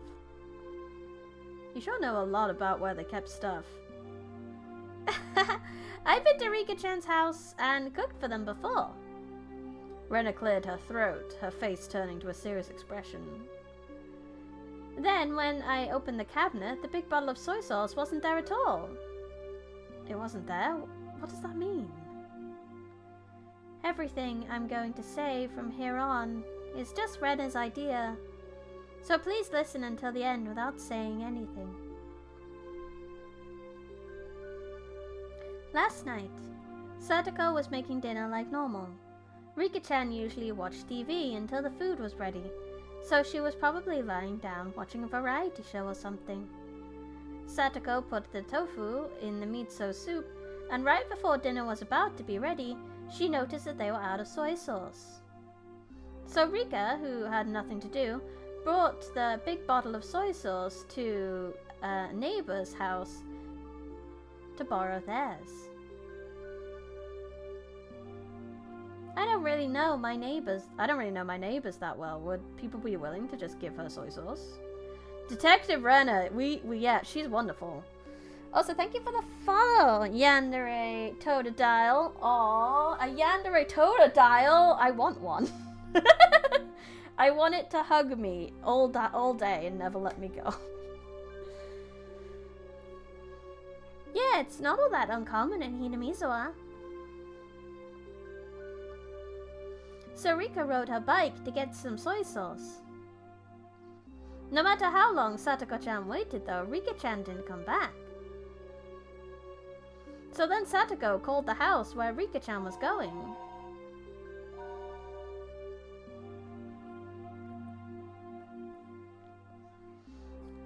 Would Rika happen to be imposing on you? Something like that. Then the other person must have replied with something like this. We have plenty of food here, so you should come too, Satoko-chan. Rika-chan has already eaten. I think that's how they called her out there. Satoko called Rika a few names in private, wrapped up the dinner she had made for them. She put it in the fridge so she could use it for breakfast and then lunch the next day. Then Satoko got on her bike too, and headed for the house where Rika-chan was. Congratulations, you've been acquired by Chibi. Please do not resist.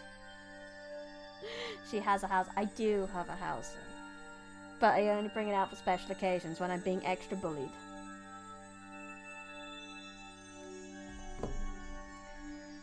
Okay, but this is really pretty strange.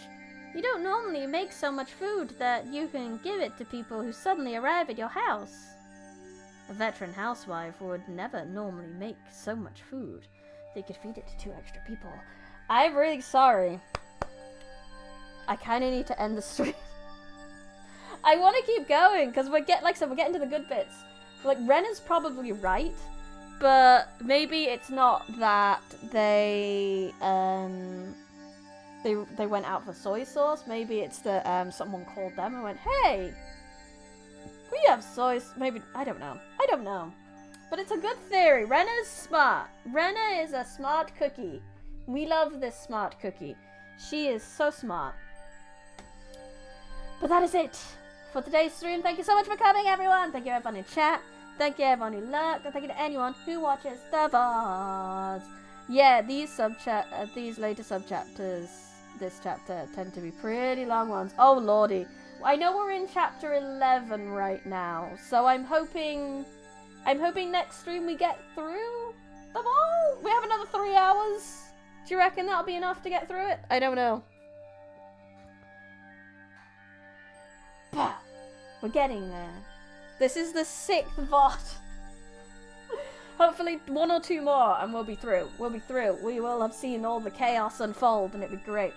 If you have not already, if you are on YouTube, if you would be so kind as to leave a like on the video and subscribe to the channel. We are 70 subs away from 5k. It's bonkers. And if you are on Twitch, if you could sit and leave that follow, that would be lovely. I can see our average viewership has been wonderful today. Thank you, Twitch.